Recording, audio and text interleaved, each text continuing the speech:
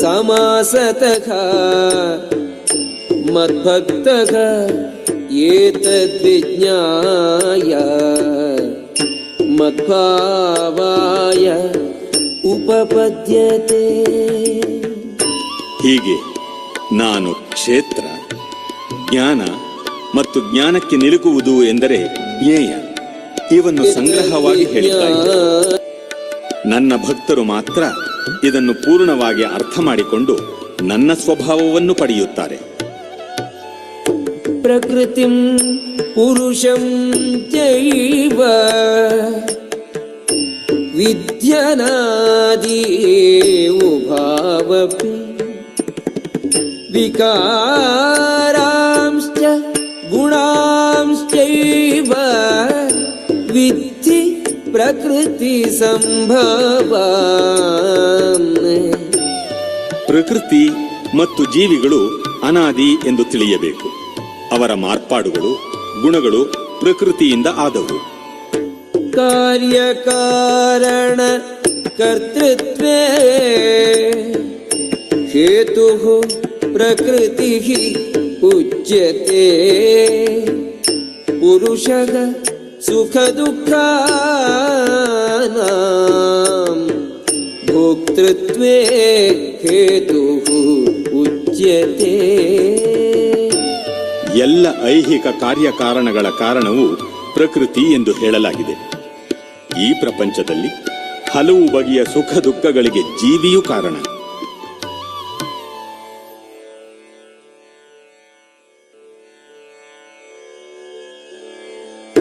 ಪುರುಷಃ ಪ್ರಕೃತಿಸ್ಥೋ ಹಿ ಭುಂಕ್ತೆ ಪ್ರಕೃತಿಜಾನ್ ಗುಣಾನ್ ಕಾರಣಂ ಗುಣಸಂಗೋಸ್ಯ ಸದಸದ್ಯೋನಿ ಜನ್ಮಸು. ಐಹಿಕ ಪ್ರಕೃತಿಯಲ್ಲಿ ಜೀವಾತ್ಮನು ಹೀಗೆ ತ್ರಿಗುಣಗಳನ್ನು ಅನುಭವಿಸುತ್ತಾ ಬದುಕಿನ ರೀತಿಗಳನ್ನು ಅನುಸರಿಸುತ್ತಾನೆ. ಇದಕ್ಕೆ ಐಹಿಕ ಪ್ರಕೃತಿಯೊಡನೆ ಅವನ ಸಹಯೋಗವೇ ಕಾರಣ. ಹೀಗೆ ಆತನು ವಿವಿಧ ಜೀವಿ ವರ್ಗಗಳಲ್ಲಿ ಒಳ್ಳೆಯದನ್ನು ಕೆಟ್ಟದ್ದನ್ನು ಅನುಭವಿಸುತ್ತಾನೆ. ಉಪದ್ರಷ್ಟಾನುಮಂತ ಭರ್ತಾ ಭೋಕ್ತ ಮಹೇಶ್ವರಃ ಪರಮಾತ್ಮೇತಿ ಚಾಪ್ಯುಕ್ತೋ ದೇಹೇಸ್ಮಿನ್ ಪುರುಷ ಪರಃ. ಆದರೂ ಈ ದೇಹದಲ್ಲಿ ಇನ್ನೊಬ್ಬನಿದ್ದಾನೆ. ಅವನು ದಿವ್ಯಾನುಭವಿ. ಅವನು ಪ್ರಭು ಮತ್ತು ಪರಮಸ್ವಾಮಿ.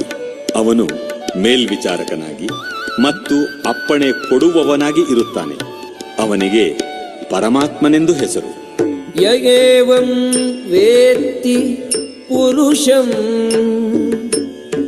ಪ್ರಕೃತಿಂ ಚ ಗುಣೈಃ ಸಹ ಸರ್ವಥಾ ವರ್ತಮಾನೋಪಿ ನ ಸ ಭೂಯೋ ಅಭಿಜಾಯತೆ. ಪ್ರಕೃತಿಯನ್ನು, ಜೀವಿಯನ್ನು ಮತ್ತು ಗುಣಗಳ ಪರಸ್ಪರ ಪ್ರಕ್ರಿಯೆಯನ್ನು ಕುರಿತ ಈ ತತ್ವಜ್ಞಾನವನ್ನು ಅರ್ಥ ಮಾಡಿಕೊಂಡವನು ಮುಕ್ತಿಯನ್ನು ಪಡೆಯುವುದು ನಿಶ್ಚಯ. ಅವನ ಪ್ರಸ್ತುತ ಸ್ಥಿತಿ ಏನೇ ಆಗಿರಲಿ, ಅವನು ಇಲ್ಲಿ ಮತ್ತೆ ಹುಟ್ಟುವುದಿಲ್ಲ. ಹರೇ ಕೃಷ್ಣ. ಹರೇ ಕೃಷ್ಣ.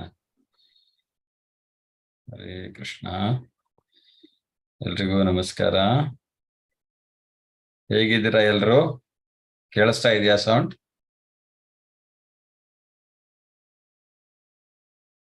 ಹರೇ ಕೃಷ್ಣ.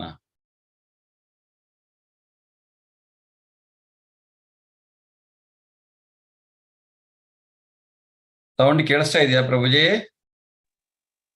ಕೇಳಿಸ್ತಾ ಇದೆ ಪ್ರಭುಜಿ. ಓಕೆ. ಹರೇ ಕೃಷ್ಣ. ಹರೇ ಕೃಷ್ಣ ಪ್ರಭುಜಿ. ಹರೇ ಕೃಷ್ಣ.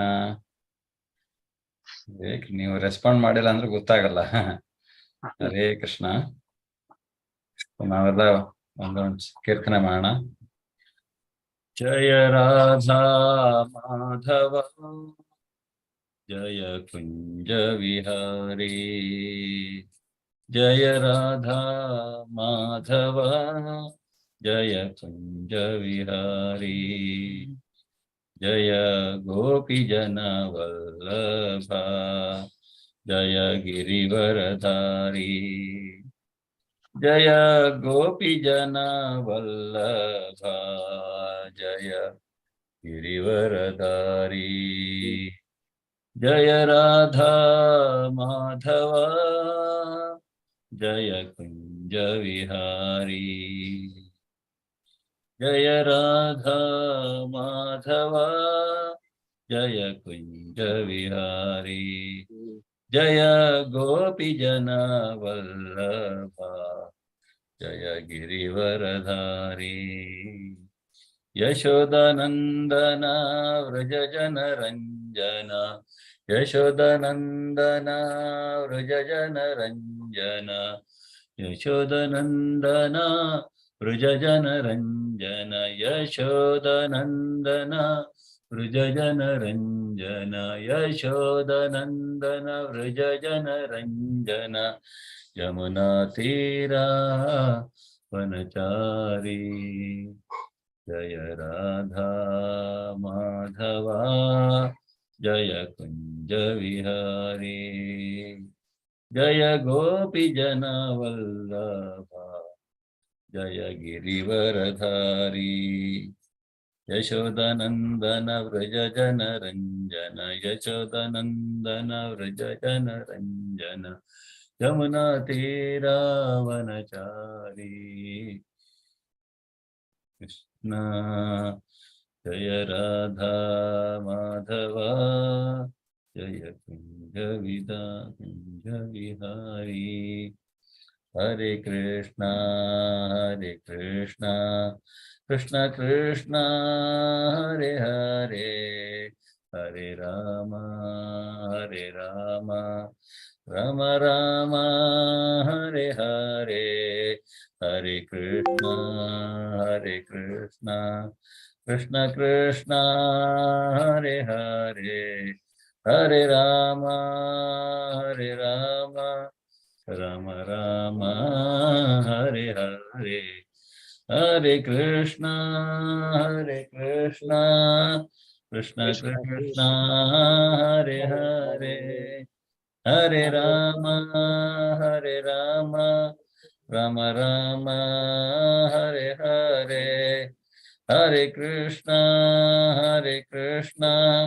कृष्ण कृष्ण हरे हरे हरे राम राम राम हरे हरे हरे कृष्ण कृष्ण कृष्ण हरे हरे हरे राम राम राम हरे हरे हरे कृष्ण कृष्ण कृष्ण हरे हरे हरे राम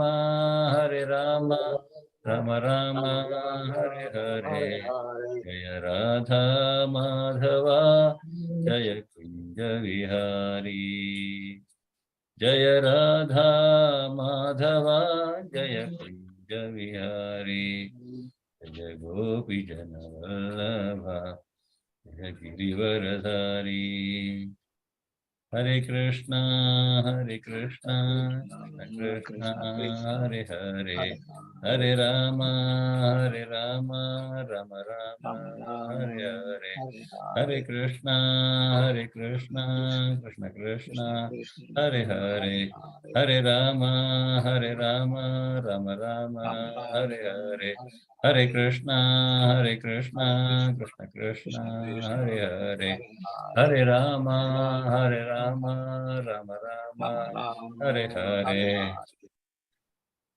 हरे कृष्ण ಹರೇ ಕೃಷ್ಣ. ಹರೇ ಕೃಷ್ಣ. ಇಸ್ಕಾನ್ ಮಂಗಳೂರು ಅವರು ಆಯೋಜಿಸಿರುವಂತಹ 18 ದಿವಸಗಳಲ್ಲಿ ಭಗವದ್ಗೀತೆಯನ್ನು ಅರ್ಥ ಮಾಡಿಕೊಳ್ಳುವ ಇವತ್ತಿನ ಅಧ್ಯಾಯ 13 ಕ್ಷೇತ್ರಜ್ಞ ವಿಭಾಗ ಯೋಗ. ಇಲ್ಲಿಂದ ಜ್ಞಾನ ಯೋಗ ಸ್ಟಾರ್ಟ್ ಆಗತ್ತೆ.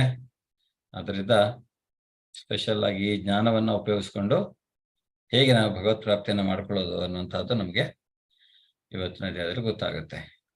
ಸೊ ಎಲ್ರಿಗೂ ಮತ್ತೊಮ್ಮೆ ಸ್ವಾಗತ. ಸೊ ಇವತ್ತಿನ ಈ ಅಧ್ಯಾಯವನ್ನು ನಾವು ಪ್ರಾರ್ಥನೆಯೊಂದಿಗೆ ಸ್ಟಾರ್ಟ್ ಮಾಡೋಣ. ಓಂ ಅಜ್ಞಾನತಿಮಿರಾಂಧಸ್ಯ ಜ್ಞಾನಾಂಜನಶಲಾಕಯ ಚಕ್ಷುರುನ್ಮೀಲಿತಂ ಯೇನ ತಸ್ಮೈ ಶ್ರೀಗುರವೇ ನಮಃ. ಶ್ರೀಚೈತನ್ಯಮನೋಭೀಷ್ಟಂ ಸ್ಥಾಪಿತಂ ಯೇನ ಭೂತಲೆ ಸ್ವಯಂರೂಪಕದಾತಿ ಸುಪದಾಂತಿಕಂ ವಂದೇಹಂ ಶ್ರೀಗುರೋ ಶ್ರೀಧಪದಕಮಲಂ ಶ್ರೀಗುರುನ್ ವೈಷ್ಣವಾಂಶ ಶ್ರೀರೂಪಂ ಸಾಗರಜಾತಂ ಸಹ ಗಣ ರಘುನಾಥಾನ್ವಿತಂ ತಂ ಸಜೀವಂ ಸಾದ್ವೈತಂ ಸಾವಧೂತಂ ಪರಿಜನ ಸಹಿತಂ ಕೃಷ್ಣ ಚೈತನ್ಯ ದೇವಂ ಶ್ರೀರಾಧಾ ಕೃಷ್ಣ ಪಾದಾನ್ ಸಹಗಣ ಲಲಿತಾ ಶ್ರೀ ವಿಶಾಖಾನ್ವಿತಾಂಶ. ಹೇ ಕೃಷ್ಣ ಕರುಣಾ ಸಿಂಧೋ ದೀನಬಂಧೋ ಜಗತ್ಪತೆ ಗೋಪೇಶ ಗೋಪಿಕಾಕಾಂತ ರಾಧಾಕಾಂತ ನಮೋಸ್ತೆ. ತಪ್ತ ಕಾಂಚನ ಗೌರಾಂಗೆ ರಾಧೆ ವೃಂದಾವನೇಶ್ವರಿ ದೇವಿ ಪ್ರಣಮಾಮಿ ಹರಿಪ್ರಿಯೆ.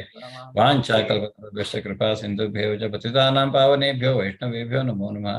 ನಮಃ ಓಂ ವಿಷ್ಣುಪಾದಾಯ ಕೃಷ್ಣಪ್ರೇಷ್ಠಾಯ ಭೂತಲೆ ಶ್ರೀಮತೆ ಭಕ್ತಿವೇದಾಂತ ಸ್ವಾಮಿನಿತಿ ನಾಮಿನೆ. ನಮಸ್ತೆ ಸಾರಸ್ವತೆ ದೇವೆ ಗೌರವಾಣಿ ಪ್ರಚಾರಿಣೆ ನಿರ್ವಿಶೇಷ ಶೂನ್ಯವಾದಿ ಪಾಶಾಚಾರ್ಯೇ. ಜಯ ಶ್ರೀ ಕೃಷ್ಣ ಚೈತನ್ಯ ಪ್ರಭೋ ನಿತ್ಯಾನಂದ ಶ್ರೀ ಅದ್ವೈತ ಗದಾಧರ ಶ್ರೀವಾಸಾದಿ ಗೌರಭಕ್ತವೃಂದ. ಹರೇ ಕೃಷ್ಣ ಕೃಷ್ಣ ಕೃಷ್ಣ ಹರೇ ಹರೇ ಹರೇ ಕೃಷ್ಣ ಕೃಷ್ಣ ಕೃಷ್ಣ ಹರೇ ಹರೇ ರಾಮ ರಾಮ ರಾಮ ಹರೇ ಹರೇ ಕೃಷ್ಣ ಕೃಷ್ಣ ಕೃಷ್ಣ ಹರೇ ಹರೇ ಹರೇ ರಾಮ ರಾಮ ರಾಮ ಹರೇ ಹರೇ ಕೃಷ್ಣ. ಎಲ್ರಿಗೂ ಮತ್ತೊಮ್ಮೆ ಸ್ವಾಗತ. ನಿನ್ನೆ ಭಕ್ತಿಯೋಗದ ಕೊನೆಯ ಅಧ್ಯಾಯ. ಸೊ ಭಕ್ತಿಯೇ ಶ್ರೇಷ್ಠ ಅನ್ನೋದನ್ನು ನಾವು ತಿಳ್ಕೊಂಡ್ವಿ. ಸೊ ಭಗವಂತನ ಹೇಗೆ ಭಕ್ತಿಯ ನವವಿಧ ಭಕ್ತಿಯ ಬಗ್ಗೆ ನಾವು ತಿಳ್ಕೊಂಡಿರುವಂತಹದ್ದು, ಹೇಗೆ ನಾವು ಯಾವ ರೀತಿಯಲ್ಲಿ ಭಕ್ತಿಯನ್ನ ಮಾಡ್ಬೇಕು ಅಂತ ಹೇಳ್ತಾನೆ. ನೀನು ಭಕ್ತಿಯೋಗದ ನಿಯಂತ್ರಕ ತತ್ವಗಳನ್ನು ಅನುಸರಿಸೋದು ಸಾಧ್ಯವಾಗಿಲ್ಲ ಅಂದ್ರೆ ನೀನು ನನಗೋಸ್ಕರ ಕೆಲಸ ಮಾಡೋದನ್ನ ಕಲ್ತ್ಕೋ, ಭಗವಂತನಿಗೋಸ್ಕರ ಕೆಲಸವನ್ನು ಮಾಡೋ, ಅದು ಸಾಧ್ಯವಾಗಿಲ್ಲ ಅಂದ್ರೆ ನೀನು ನಿನ್ನ ಕೊನೆಯದಾಗಿ ಹೇಳುವಂತಹದ್ದು ನಿನ್ನ ಜ್ಞಾನವನ್ನ ಬೆಳೆಸ್ಕೋ ಅಂತ. ಸೊ ಭಕ್ತಿಯನ್ನ ಮಾಡಬೇಕು, ಕಾಮ್ಯ ಕರ್ಮಗಳನ್ನ ಬಿಟ್ಟು ನಿಷ್ಕಾಮ ಕರ್ಮವನ್ನ ಮಾಡಬೇಕು, ಇಲ್ಲ ಭಗವಂತನ ಕುರಿತಾಗಿ ಕೆಲಸ ಮಾಡಬೇಕು. ಅದು ಇಲ್ಲ ಅಂದ್ರೆ ಭಗವಂತ ಹೇಳ್ತಾನೆ ಎಲ್ಲವನ್ನ ನನಗೆ ಅರ್ಪಿಸು, ಏನನ್ನಾದರೂ ಭುಂಜಿಸು ಅಂತ ಹೇಳ್ತಾನೆ. ಭಗವಂತನಿಗೆ ಎಲ್ಲವನ್ನ ಅರ್ಪಿಸಿ ಕೃಷ್ಣಾರ್ಪಣ ವಸ್ತು ಅಂತ ಹೇಳಿ ಆಮೇಲೆ ನಾವು ಇರುವಂತಹದ್ದು. ಇಲ್ಲ ಅದನ್ನು ಮಾಡ್ಲಿಕ್ಕೆ ಆಗಿಲ್ಲ ಅಂದ್ರೆ ನೀನು ನನ್ನ ಅಂದ್ರೆ ಜ್ಞಾನವನ್ನ ಬೆಳೆಸ್ಕೋ, ಸರಿಯಾದ ಜ್ಞಾನವನ್ನ ಬೆಳೆಸ್ಕೋ. ಸೊ ಜ್ಞಾನವನ್ನ ಹೇಗೆ ಬೆಳೆಸ್ಕೊಳ್ಳುವುದು ಅನ್ನೋದನ್ನ 5ನೇ ಅಧ್ಯಾಯದಲ್ಲಿ ನಮಗೆ ಭಗವಂತ ಹೇಳಿರ್ತಾನೆ. ತದ್ವಿದ್ಯೆ ಪ್ರಣಿಪಾತೇನ ಪರಿಪ್ರಶ್ನೆಯನ್ನು ಸೇವೆಯ. ನಾವು ಗುರುವಿನ ಮುಖಾಂತರ ವಿನಮ್ರತೆಯಿಂದ ಪ್ರಶ್ನೆ ಮಾಡುವುದರ ಮುಖಾಂತರ ನಾವು ಜ್ಞಾನವನ್ನು ಸಂಪಾದಿಸಬಹುದು. ಮತ್ತೆ ಯಾರು ಕೃಷ್ಣ ಹೇಳ್ತಾನೆ, ಯಾರು ನನಗೆ ಪ್ರಿಯರು, ಸುಖ ದುಃಖ ಸಮಶೀತೋಷ್ಣ ಹೇಳ್ತಾನೆ. ಯಾರು ನನ್ನಲ್ಲಿ ಮನಸ್ಸನ್ನ ಇಟ್ಟಿರ್ತಾರೆ ಅಂಥವ್ರು ನನಗೆ ಬಹುಪ್ರಿಯರು. ಸುಧಾಮ, ಬಿಲ್ವಮಂಗಲ ಠಾಕೂರ್ ಅವ್ರ ಬಗ್ಗೆ ಕೇಳಿದ್ವಿ. ಅಂದ್ರೆ ಅವರ ಗುರಿ ಒಂದೇ ಆಗಿರತ್ತೆ, ಭಗವಂತ. ಸೊ ಭಗವಂತನ ಗುರಿಯ ಆ ಒಂದು ಪ್ರಯಾಣದಲ್ಲಿ ಏನಾದರೂ ಅಡ್ಡ ಬಂದ್ರೆ ಅದನ್ನ ಹೇಗೆ ಅವರು ಇದು ಮಾಡಿದರು ಅನ್ನುವಂಥದ್ದು. ಅದರಿಂದ ನಿಜವಾದ ಗುರಿ ಭಗವಂತನೇ. ಎಲ್ಲಾ ಜ್ಞಾನದ ಗುರಿಯು ಭಗವಂತನೇ ಅನ್ನೋದು ನಮಗೆ ಗೊತ್ತಾಗತ್ತೆ. ಸೊ ಇವತ್ತಿನ ಅಧ್ಯಾಯಕ್ಕೆ ನಾವು ಬಂದಾಗ ಅರ್ಜುನ 6 ಪ್ರಶ್ನೆ ಕೇಳ್ತಾನೆ. ಮತ್ತೆ ಇಲ್ಲಿ ಅವನು ಕೇಳುವಂತಹದ್ದೇನು, ಕ್ಷೇತ್ರ ಯಾವುದು, ಕ್ಷೇತ್ರಜ್ಞ ಯಾವುದು ಅನ್ನುವಂಥದ್ದನ್ನು ಕೇಳ್ತಾನೆ. ಜ್ಞಾನ, ಜ್ಞೇಯ, ಜ್ಞಾನದ ಗುರಿ, ಪ್ರಕೃತಿ, ಪುರುಷ ಇವರ ಬಗ್ಗೆ ನಾವು ತಿಳ್ಕೊಳ್ಳಿಕ್ಕಿದ್ದೇವೆ. ಜ್ಞಾನದ ದೃಷ್ಟಿ ಅಂದ್ರೆ ಹೇಗೆ ನಾವು ಜ್ಞಾನದ ದೃಷ್ಟಿ ಹೇಗಿರುತ್ತೆ ಅನ್ನುವಂಥದ್ದು. ಸೊ ಅದ್ರ ಬಗ್ಗೆ ಎಲ್ಲ ನಾವು ತಿಳ್ಕೊಳ್ಳುವಂತಹದ್ದು ಇವತ್ತು. ಆದ್ರಿಂದ ನಿಮ್ಗೆಲ್ಲರಿಗೂ ಮತ್ತೊಮ್ಮೆ ಸ್ವಾಗತ ಇವತ್ತಿನ ಈ ಅಧ್ಯಾಯಕ್ಕೆ. ಅಧ್ಯಾಯ 15. ಸೊ ಶುರು ಮಾಡೋ ಮೊದಲು ನೋಡೋದಂದ್ರೆ ಶ್ರೀ ಶ್ರೀ ರಾಧಾ ಗೋವಿಂದ ಶ್ರೀಲಾ ಪ್ರಭುಪಾದರು ಶ್ರೀ ರಾಮನಿಷ್ಠದಾಸ್ ಪ್ರಭುಜಿಯವರ ಚರಣ ಕಮಲಾರವಿಂದಗಳಿಗೆ ವಂದಿಸ್ತಾ ನಾವು ಇವತ್ತಿನ ಈ ಅಧ್ಯಾಯವನ್ನು ಸ್ಟಾರ್ಟ್ ಮಾಡೋಣ. ಸೊ ಯಾಕೆ ಈಗ ಭಗವದ್ಗೀತೆಯಲ್ಲಿ ನೋಡಿ ಮೊದಲ 6 ಅಧ್ಯಾಯಗಳು ಯಾವುದು? ಯಾರು ಆನ್ಸರ್ ಮಾಡ್ತೀರಿ? ಭಗವದ್ಗೀತೆಯಲ್ಲಿ ಮೊದಲ 6 ಅಧ್ಯಾಯಗಳನ್ನ ನಾವು ಕರ್ಮಯೋಗ ಕೊಡೆ, ಆಮೇಲೆ ನಂತರದ 6 ಅಧ್ಯಾಯಗಳು ಭಕ್ತಿಯೋಗ, ಕೊನೆಯ 6 ಅಧ್ಯಾಯಗಳು ಜ್ಞಾನಯೋಗ. ಸೊ ಹೀಗೆ ಈಗ ಜ್ಞಾನಯೋಗ ಮತ್ತು ಕರ್ಮಯೋಗದ ಮಧ್ಯದಲ್ಲಿ ಭಕ್ತಿಯೋಗ ಇದೆ. ಯಾಕೆ ಭಕ್ತಿಯೋಗವನ್ನು ಅವನು ಮಧ್ಯದಲ್ಲಿ ಇಟ್ಟಿದ್ದಾನೆ? ಅನ್ನೋದನ್ನು ನಾವು ತಿಳ್ಕೊಳ್ಳಿಕ್ಕೆ ಹೋದಾಗ ಅರ್ಥ ಆಗೋದು ಏನಂದ್ರೆ, ಭಗವದ್ಗೀತೆಯ ತಿರುಳು ಸಾರ ಇದು ಮಹತ್ವ ಏನು? ಭಕ್ತಿಯೇ ಭಗವದ್ಗೀತೆಯಲ್ಲಿ ಭಗವಂತ ಹೇಳ್ತಾ ಇರುವಂತಹದ್ದು ಅತ್ಯಂತ ಮಹತ್ವವಾದದ್ದು. ಮೊದಲು ಕರ್ಮ ಮಾಡುವುದನ್ನ ಹೇಳ್ತಾನೆ ಅವನು. ಹೇಗೆ? ಕಾಮ್ಯ ಕರ್ಮಗಳನ್ನ ಬಿಟ್ಟು ನಿಷ್ಕಾಮ ಕರ್ಮವನ್ನ ಮಾಡುವುದು ಅಥವಾ ಅಕರ್ಮವನ್ನ ಮಾಡುವಂತಹದ್ದು. ಸಕಾಮ ಕರ್ಮಕ್ಕಿಂತ ನಿಷ್ಕಾಮ ಕರ್ಮವನ್ನ ನಾವು ಮಾಡಬೇಕು ಅನ್ನೋದು. ಅದರಿಂದ ನಾವೇನಾಗತ್ತೆ? ಭಗವತ್ ಪ್ರಾಪ್ತಿಯನ್ನ ಪಡೆಯಬಹುದು. ಅದೇ ರೀತಿಯಾಗಿ ಭಕ್ತಿ ಅನ್ನುವುದು ಅವನು ಮೊದಲ ಅಧ್ಯಾಯದಲ್ಲಿ ಅಂದ್ರೆ ಮಧ್ಯದ 6 ಅಧ್ಯಾಯದಲ್ಲಿ ನಮ್ಗೆ ಅರ್ಥ ಆಗುವಂತಹದ್ದು. ಆದ್ರೆ ಈ ಜ್ಞಾನ ಅನ್ನುವಂತಹದ್ದು ಏನಿದೆ, ಕೊನೆಯ 6 ಅಧ್ಯಾಯದಲ್ಲಿ ಇರುವಂತಹದ್ದು ಏನು? ಈ ಜ್ಞಾನದ ಮುಖಾಂತರ ಈ ಜ್ಞಾನವನ್ನ ಗಳಿಸಿ ನಾವು ಅರ್ಥ ಮಾಡಿಕೊಂಡು ಪರಮಪುರುಷೋತ್ತಮ ಯಾರು ಅನ್ನೋದನ್ನ ಅರ್ಥ ಮಾಡಿಕೊಂಡು ಅವನಲ್ಲಿ ಕೊನೆಗೆ ಮಾಡುವಂತಹದ್ದೇ ಭಕ್ತಿ. ಅದು ಇವೆರಡರ ಮಧ್ಯದಲ್ಲಿ ಕರ್ಮಯೋಗದಲ್ಲಿಯೂ ನಮಗೆ ಭಕ್ತಿ ಬೇಕು, ಜ್ಞಾನಯೋಗದಲ್ಲಿಯೂ ನಮಗೆ ಭಕ್ತಿ ಬೇಕು. ಅದರಿಂದ ಈ ಭಕ್ತಿ ಅನ್ನುವಂತಹದ್ದು ಮಧ್ಯದಲ್ಲಿ ಇದೆ. ಯಾಕೆ?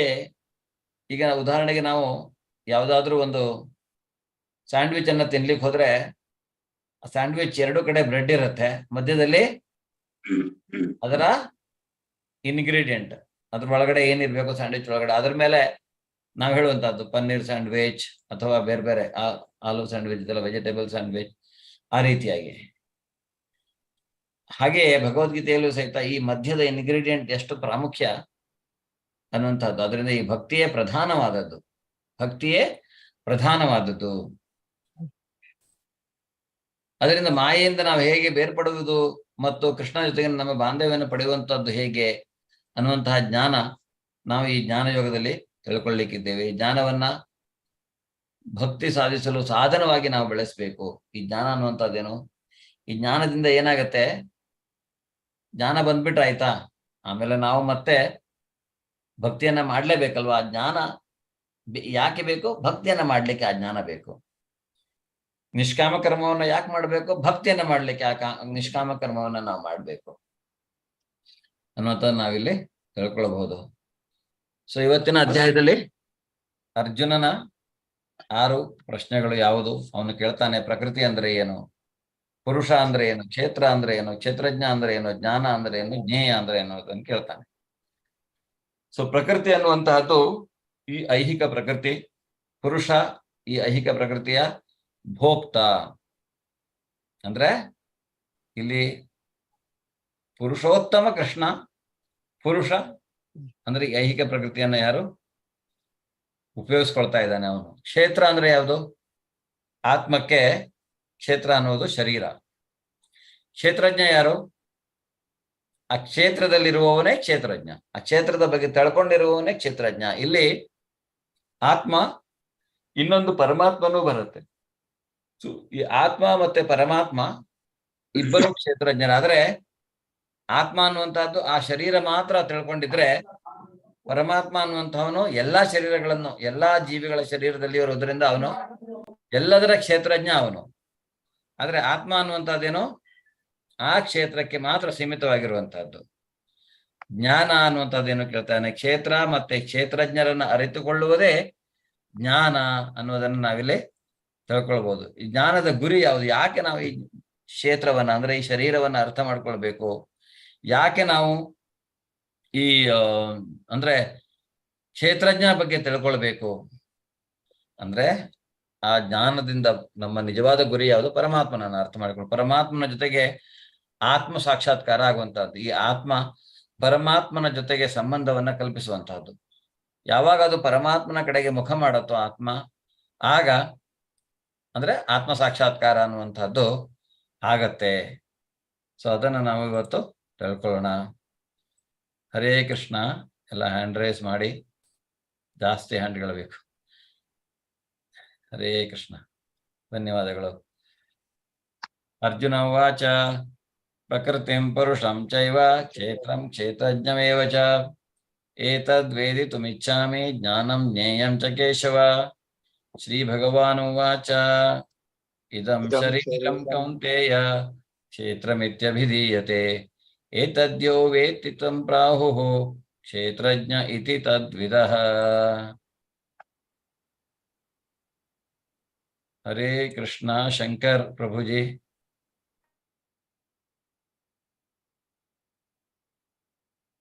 ಓದ್ತೀರಾ ಪ್ರಭುಜಿ? ಸುಮಿತ್ರಾ ಮಾತಾಜಿ.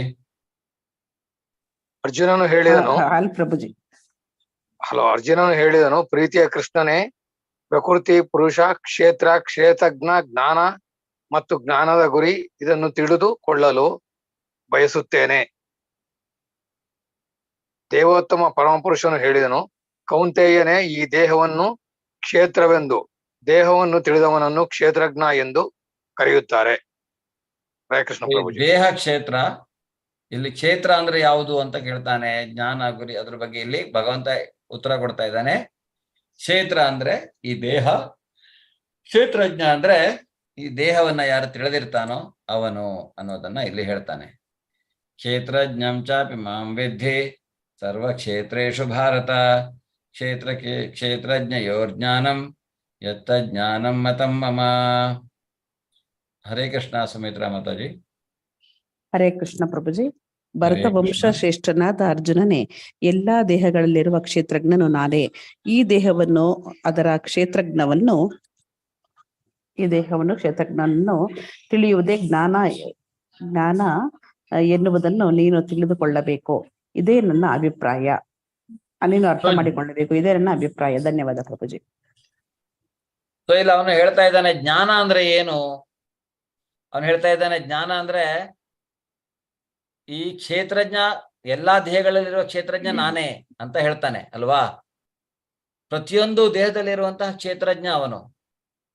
ಸೊ ಪ್ರತಿಯೊಂದು ಜೀವಿಯ ಹೃದಯದಲ್ಲಿ ಆತ್ಮ ಮತ್ತೆ ಪರಮಾತ್ಮ ಎರಡೂ ಇರುತ್ತೆ. ಈ ಪರಮಾತ್ಮ ಜೀವಿಯ ಒಳಗೂ ಹೊರಗೂ ಎಲ್ಲಾ ಕಡೆ ಇದ್ದಾನೆ.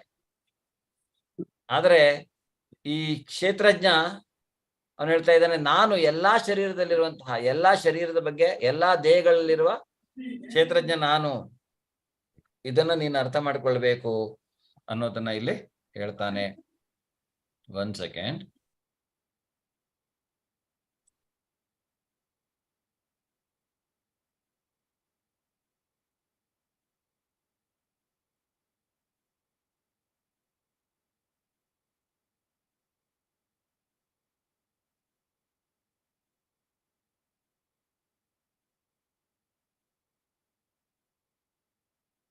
ಇಲ್ಲಿ ಕ್ಷೇತ್ರ ಇರುತ್ತೆ. ಈ ಕ್ಷೇತ್ರವನ್ನ ಅಂದ್ರೆ ಈ ಹೊಲ ಇದೆ. ಇಲ್ಲಿ ಈ ಹೊಲವನ್ನ ಯಾರು ಅರ್ಥ ಮಾಡ್ಕೊಂಡಿರ್ತಾರೆ? ರೈತ. ಆ ಹೊಲವನ್ನ ಯಾರು ಉಳುತ್ತಾನೋ ಅಥವಾ ಆ ಹೊಲದ ಮಾಲೀಕ ಯಾರೋ ಅವನು ಅದ್ರ ಬಗ್ಗೆ ತಿಳ್ಕೊಂಡಿರ್ತಾನೆ ಅಲ್ವಾ. ಅದೇ ರೀತಿಯಾಗಿ ಆ ಹೊಲದ ಬಗ್ಗೆ ಆ ರೈತನನ್ನ ಬಿಟ್ಟು ಅಥವಾ ಆ ಹೊಲದ ಮಾಲೀಕನನ್ನ ಬಿಟ್ಟು ಇನ್ನೊಬ್ಬರ ಹತ್ರ ಆ ಹೊಲದ ಬಗ್ಗೆ ಇನ್ಫಾರ್ಮೇಶನ್ ಇರತ್ತೆ. ಅದು ಯಾವುದು? ಗ್ರಾಮ ಲೆಕ್ಕಿಗ. ಅದು ಗ್ರಾಮ ಲೆಕ್ಕಿಗ, ಸರ್ಕಾರ ಅಲ್ವಾ. ಹೌದು. ಗ್ರಾಮ ಲೆಕ್ಕಿಗ ಅಂತ ಹೇಳಿದ್ರೆ ಕರೆಕ್ಟ್. ಸರ್ಕಾರ. ಅವ್ನು ಗ್ರಾಮ ಲೆಕ್ಕಿಗ ಒಂದು ಇಂಡಿವಿಜುವಲ್ ಅಲ್ಲ. ಗ್ರಾಮ ಲೆಕ್ಕಿಗ ಒಂದು ಹುದ್ದೆ. ಹೌದು. ಅದರಿಂದ ಅಲ್ಲಿ ಯಾರು ಬೇಕಾದ್ರೂ ಹೋದವರು, ಆ ಹುದ್ದೆಗೆ ಹೋದವರು ಅದ್ರ ಬಗ್ಗೆ ಜ್ಞಾನ, ತಿಳುವಳಿಕೆ ಅನ್ನೋದು ಇರತ್ತೆ.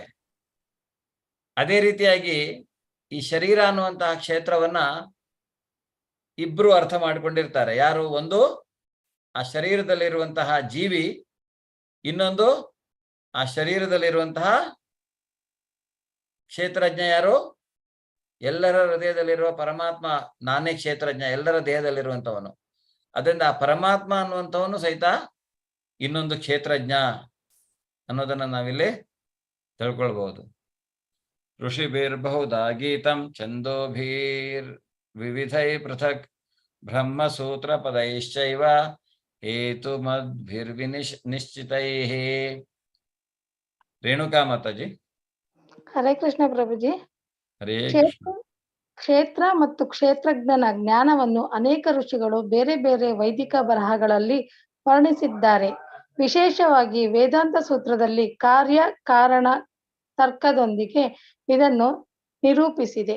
ಹರೇ ಕೃಷ್ಣ ಪ್ರಭುಜಿ. ಸೊ ಈ ಕ್ಷೇತ್ರಜ್ಞರ ಬಗ್ಗೆ ಎಲ್ಲ ಅಂದ್ರೆ ಋಷಿಗಳು ಬೇರೆ ಬೇರೆ ವೈದಿಕ ಗ್ರಂಥಗಳಲ್ಲಿ ಇದ್ರ ಬಗ್ಗೆ ಹೇಳಿದ್ದಾರೆ.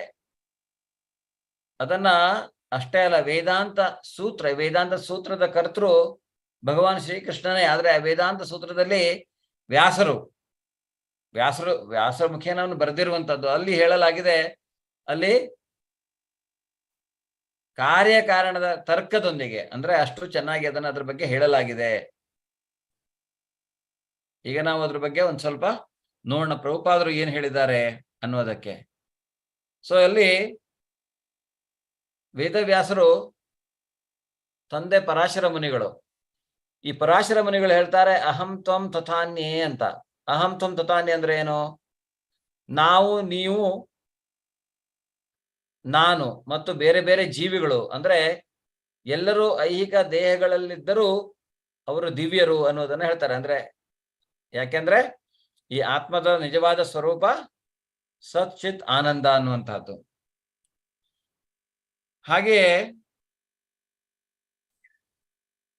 ಇಲ್ಲಿ ನಾವು ತಿಳ್ಕೊಳ್ಳಿಕ್ಕೆ ಹೋದ್ರೆ ನಮ್ಮ ಶರೀರದ ಬಗ್ಗೆ ಅನ್ನಮಯ ಕೋಶ ಅನ್ನುವಂಥದ್ದು ಇರುತ್ತೆ. ಈ ಅನ್ನಮಯ ಕೋಶ ನಮಗೆ ಬದುಕುವುದಕ್ಕೆ ಅನ್ನ ಆಧಾರ. ಅಂದ್ರೆ ಅನ್ನಮಯ ಕೋಶ ಅಂದ್ರೆ ಏನು? ಈ ಶರೀರದ ಬಗ್ಗೆ ಹೆಚ್ಚು ಕಾಳಜಿಯನ್ನ ಮಾಡುವಂಥದ್ದು. ಯಾಕೆಂದ್ರೆ ಆ ಶರೀರ ಬೇಕು, ಆ ಕ್ಷೇತ್ರ ಸರಿಯಾಗಿರ್ಬೇಕು ಅಂದ್ರೆ ಅದಕ್ಕೆ ಅನ್ನ ಬೇಕು ಅಲ್ವಾ? ಅದರಿಂದ ಇದು ಅನ್ನಮಯ ಕೋಶ. ಅನ್ನಮಯ ಕೋಶದಲ್ಲಿಯೇ ಹೆಚ್ಚಿನ ಜೀವಿಗಳು ಇರ್ತಾರೆ. ಅಂದ್ರೆ ಬರೀ ಊಟ ಮಾಡುವಂತಹದ್ದು, ಬರೀ ಶರೀರಕ್ಕೆ ಆಹಾರವನ್ನು ಕೊಟ್ಬಿಟ್ರೆ ಆಯ್ತಾ? ಅದರಿಂದ ನಾವು ನೆಕ್ಸ್ಟ್ ನೋಡುವಂತಹದ್ದೇನು, ಆ ಶರೀರ ಅನ್ನುವಂತಹದ್ದು, ಅದರಲ್ಲಿ ಇನ್ನು ಮತ್ತೆ ನೆಕ್ಸ್ಟ್ ಬರುವಂತಹದ್ದೇ ಪ್ರಾಣಮಯ ಕೋಶ. ಇಲ್ಲಿ ಪರಮ ಪರಿಪೂರ್ಣ ಸತ್ಯವನ್ನು ಆಹಾರದಲ್ಲಿ ಸಾಕ್ಷಾತ್ಕರಿಸಿಕೊಂಡು, ಪ್ರಾಣಮಯ ಕೋಶದಲ್ಲಿ ಪರಮ ಪರಿಪೂರ್ಣ ಸತ್ಯವನ್ನ ಆಹಾರದಲ್ಲಿ ನಾವು ಮೊದಲು ಸಾಕ್ಷಾತ್ಕರಿಸಿಕೊಂಡು, ಆಮೇಲೆ ಪರಮ ಸತ್ಯವನ್ನ ಜೀವಲಕ್ಷಣಗಳಲ್ಲಿ ಅಥವಾ ಜೀವರೂಪಗಳಲ್ಲಿ ಸಾಕ್ಷಾತ್ಕಾರ ಮಾಡಿಕೊಳ್ಳುವಂತಹದ್ದೇ ಪ್ರಾಣಮಯ ಕೋಶ. ಜೀವರೂಪಗಳಲ್ಲಿ ಅಥವಾ ಜೀವಿಗಳಲ್ಲಿ ಅದನ್ನ ಸಾಕ್ಷಾತ್ಕರಿಸುವ. ಅಂದ್ರೆ ಯಾವಾಗ ನಾವು ಅನ್ನಮಯ ಕೋಶದಿಂದ ಪ್ರಾಣಮಯ ಕೋಶಕ್ಕೆ ಏರಿಸಿಕೊಳ್ತೇವೋ ಆಗ ನಾವು ಸ್ವಲ್ಪ ಆಲೋಚನೆ ಮಾಡ್ತೇವೆ, ನಾನು ಯಾಕೆ ಇಲ್ಲಿ ಇದ್ದೀನಿ? ಮೊದಲು ಹಾಗಿದ್ರೆ ಆಗಲ್ಲ, ಬರೀ ನಾನು ತಿನ್ನೋದಕ್ಕೆ ಇದ್ದೀನಿ ಅಂತ ತಿಳ್ಕೊಳ್ಳುವಂತಹದ್ದು. ಆದ್ರೆ ನಾನು ತಿನ್ನೋದಕ್ಕಲ್ಲ, ಏನೋ ಒಂದು ಕಾರಣ ಇದೆ. ಯಾಕೆಂದ್ರೆ ಅನ್ನಮಯ ಕೋಶದಲ್ಲಿ ಪರಮ ಸತ್ಯದ ಸಾಕ್ಷಾತ್ಕಾರವನ್ನ ಮಾಡ್ಕೊಂಡವ್ರು ಹಾಗೆ ನೆಕ್ಸ್ಟ್ ಆಲೋಚನೆ ಮಾಡುವಂತಹದ್ದು. ಆದ್ರೆ ಅಷ್ಟು ಆಲೋಚನೆ ಮಾಡಿದ್ರೆ ಆಗತ್ತಾ? ಮನೋಮಯ ಕೋಶಕ್ಕೆ ನಾವು ಮುಂದೆ ಅಡ್ವಾನ್ಸ್ ಮಾಡ್ಕೊಳ್ಬೇಕು. ಮನೋಮಯ ಕೋಶ ಅಥವಾ ಜ್ಞಾನಮಯ ಕೋಶ. ಈ ಜ್ಞಾನಮಯ ಕೋಶದಲ್ಲಿ ನಮಗೇನು ಅರ್ಥ ಆಗತ್ತೆ? ಈ ಜೀವಿಗಳ ಆಚೆ, ಈ ಜೀವ ಲಕ್ಷಣಗಳ ಐಹಿಕ ಪ್ರಪಂಚದ ಆಚೆ ಭಾವಾನುಭವ ಮತ್ತು ಸಂಕಲ್ಪಗಳಿಗೆ ಅಂದ್ರೆ ವಿಸ್ತರಿಸಿಕೊಂಡು ಅನಂತರ ಬ್ರಹ್ಮನ್ ಸಾಕ್ಷಾತ್ಕಾರ. ಅದನ್ನ ಬ್ರಹ್ಮನ್ ಸಾಕ್ಷಾತ್ಕಾರ ಅಂದ್ರೆ ಭಗವಂತನ ನಿರಾಕಾರ ರೂಪ. ಹೀಗೆ ಅವನು ಅಲ್ಲಿಗೆ ನಮ್ಮನ್ನು ನಾವು ವಿಸ್ತರಿಸಿಕೊಳ್ಳುವಂತಹದ್ದು.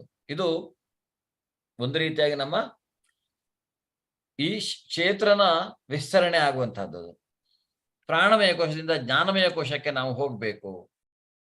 ಜ್ಞಾನಮಯ ಕೋಶದಲ್ಲಿ ನಮಗೆ ಅರ್ಥ ಆಗುತ್ತೆ, ಈ ಪ್ರತಿಯೊಂದಕ್ಕೂ ನನ್ನ ಇಲ್ಲಿ ಯಾಕೆ ಇದ್ದೇನೆ, ನಾನು ಯಾರು ಅನ್ನುವಂಥದ್ದು ಅರ್ಥ ಆದಾಗ ಅದೇ ವಿಜ್ಞಾನಮಯ ಕೋಶ.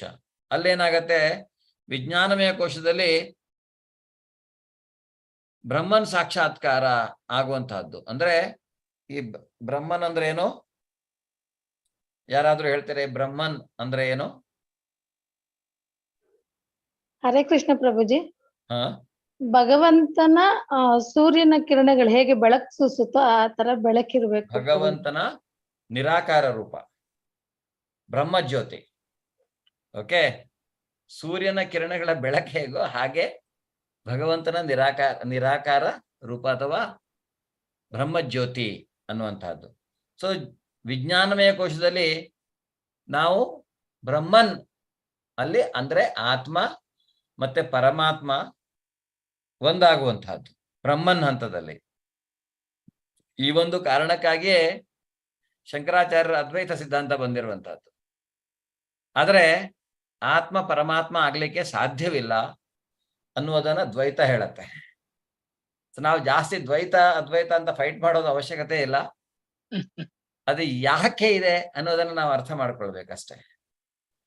ಸೊ ಜ್ಞಾನಮಯ ಕೋಶದಲ್ಲಿ ಈ ಆತ್ಮ ಪರಮಾತ್ಮ ಅಂದ್ರೆ ಭಗವಂತ ಏನ್ ಹೇಳ್ತಾನೆ, ಪರಮಾತ್ಮನು ಸಚ್ಚಿದಾನಂದ, ಆತ್ಮನು ಸಚ್ಚಿದಾನಂದ. ನಾವು ಯಾವಾಗ ವಿಜ್ಞಾನಮಯ ಕೋಶದಲ್ಲಿ ಇರ್ತೇವೆ, ನಾವು ಭಗವಂತನ ಗುಣಲಕ್ಷಣಗಳನ್ನ ಹೊಂದಿರ್ತೇವೆ.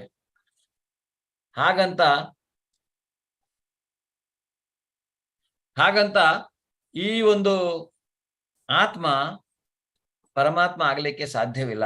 ಸಮುದ್ರದ ಒಂದು ಹನಿ ನೀರು ಸಮುದ್ರವಾಗ್ಲಿಕ್ಕೆ ಸಾಧ್ಯವಿಲ್ಲ. ಅದು ಸಮುದ್ರದ ಗುಣಲಕ್ಷಣಗಳನ್ನ ಹೊಂದಿರುತ್ತೆ. ಆತ್ಮ ಒಂದು ಅಣು ಆದ್ರೆ ಭಗವಂತ ಒಂದು ವಿಭು. ಆದ್ರಿಂದ ಈ ವಿಜ್ಞಾನಮಯ ಕೋಶದಲ್ಲಿ ನಮಗೆ ಭಗವಂತನ ಒಂದು ಅವನ ನಿರಾಕಾರ ರೂಪದಲ್ಲಿ ಅದರ ಬಗ್ಗೆ ನಾವು ತಿಳ್ಕೊಳ್ಳುವಂತಹದ್ದು. ಆಮೇಲೆ ಬರುವಂತಹದ್ದೇ ಆನಂದಮಯ ಕೋಶ. ಅಂದ್ರೆ ನಾವೀಗ ಅಷ್ಟಾಂಗ ಯೋಗದಲ್ಲಿ ಹೇಗೆ ಸಮಾಧಿ ಬರುತ್ತೋ ಆ ತರ ಈ ಆನಂದಮಯ ಕೋಶ, ಶರೀರದ ವಿಸ್ತರಣೆ ಈ ರೀತಿಯಾಗಿ ನಾವು ಮಾಡ್ಕೊಳ್ಬೇಕಾಗತ್ತೆ. ಇದು ಭಕ್ತಿಯ ಜ್ಞಾನವನ್ನ ಪಡೆದು ಭಕ್ತಿಯನ್ನ ಮಾಡೋದ್ರಿಂದ ಆಗುವಂತಹದ್ದು. ಆನಂದಮಯ ಕೋಶದಲ್ಲಿ ಯಾವಾಗಲೂ ಜೀವಿ ಆತ್ಮ ಪರಮಾತ್ಮನ ಸಂಬಂಧದ ಜೊತೆಗೆ ಭಗವಂತನ ಕುರಿತಾಗಿ ಅರ್ಥವನ್ನ ಮಾಡಿಕೊಂಡು ಸದಾ ಸಂತೋಷದಿಂದ ಇರುವಂತಹದ್ದು. ಈ ಜ್ಞಾನಿಗಳು ಅಥವಾ ಮಹಾತ್ಮರು ಇದನ್ನ ಪೂರ್ತಿಯಾಗಿ ಅರ್ಥ ಮಾಡಿಕೊಂಡು ಯಾವಾಗಲೂ ಸಂತೋಷದಿಂದ ಇರ್ತಾರೆ. ಅವ್ರಿಗೆ ದುಃಖ ಅನ್ನುವಂಥದ್ದಿಲ್ಲ.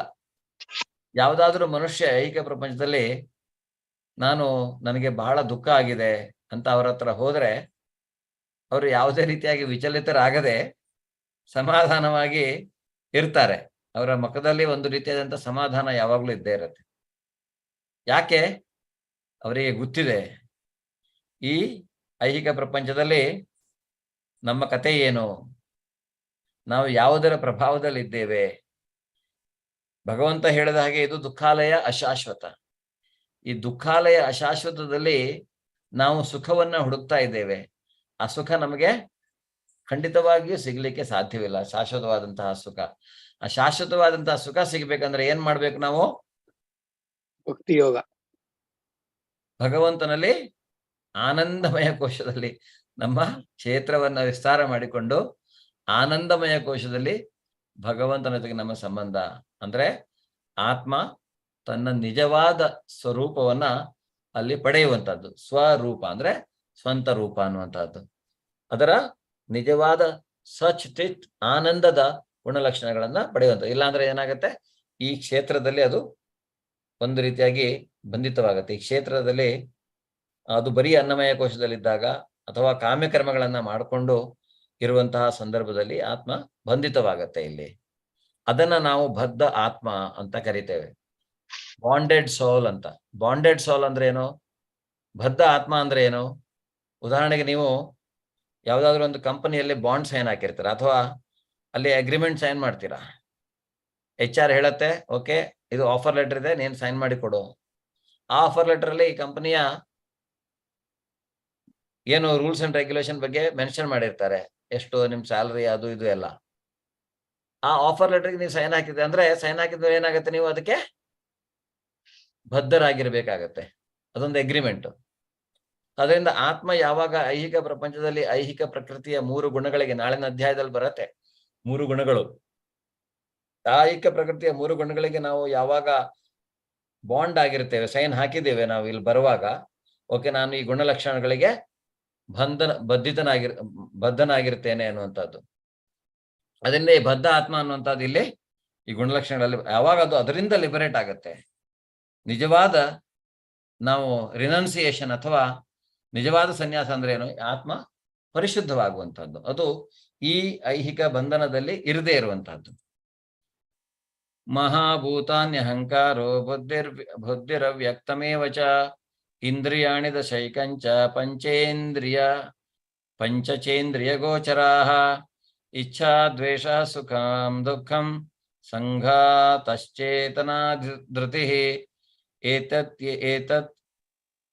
ಏತತ್ ಕ್ಷೇತ್ರಂ ಸಮಾಸೇನ ಸವಿಕಾರಮುದಾಹೃತಂ. ಹರೇ ಕೃಷ್ಣ. ಗೀತಾ ಮಾತಾಜಿ. ಹರೇ ಕೃಷ್ಣ ಗುರುಜಿ. ಹರೇ ಕೃಷ್ಣ. ಪಂಚ ಮಹಾಭೂತಗಳು ಅಹಂಕಾರ, ಬುದ್ಧಿ ಅವ್ಯಕ್ತವಾದದ್ದು. 10 ಇಂದ್ರಿಯಗಳು ಮತ್ತು ಮನಸ್ಸು 5 ಇಂದ್ರಿಯ ವಿಷಯಗಳ ಬಯಕೆ, ದ್ವೇಷ, ಸುಖ, ದುಃಖ ಮೊತ್ತ ಚೇತನ, ಧೃತಿ. ಸಂಕ್ಷೇಪವಾಗಿ ಇವನ್ನು ಕ್ಷೇತ್ರ ಮತ್ತು ಅದರ ಪರಸ್ಪರ ಪ್ರತಿಕ್ರಿಯೆಗಳು ಎಂದು ಪರಿಗಣಿಸುತ್ತಾರೆ. ಸೊ ಈಗ ಮೊತ್ತ ಅಂದ್ರೆ ಏನು ಗುರುಜಿ? ಮೊತ್ತ ಅಂದ್ರೆ ಸಮ್. ಇಂಗ್ಲಿಷ್ ಅಲ್ಲಿ ಮೊತ್ತ ಏನಾದ್ರೂ 4-5 ನಂಬರ್ ಆಡ್ ಮಾಡಿದಾಗ ಸಮ್ ಬರುತ್ತಲ್ಲ. ಹರೇ ಕೃಷ್ಣ ಗುರುಜಿ. ಇನ್ನು ಹಲವು. ಸೊ ಇನ್ನು ಹಲವು. ಹರೇ ಕೃಷ್ಣ. ಹರೇ ಕೃಷ್ಣ ಗುರುಜಿ. One second.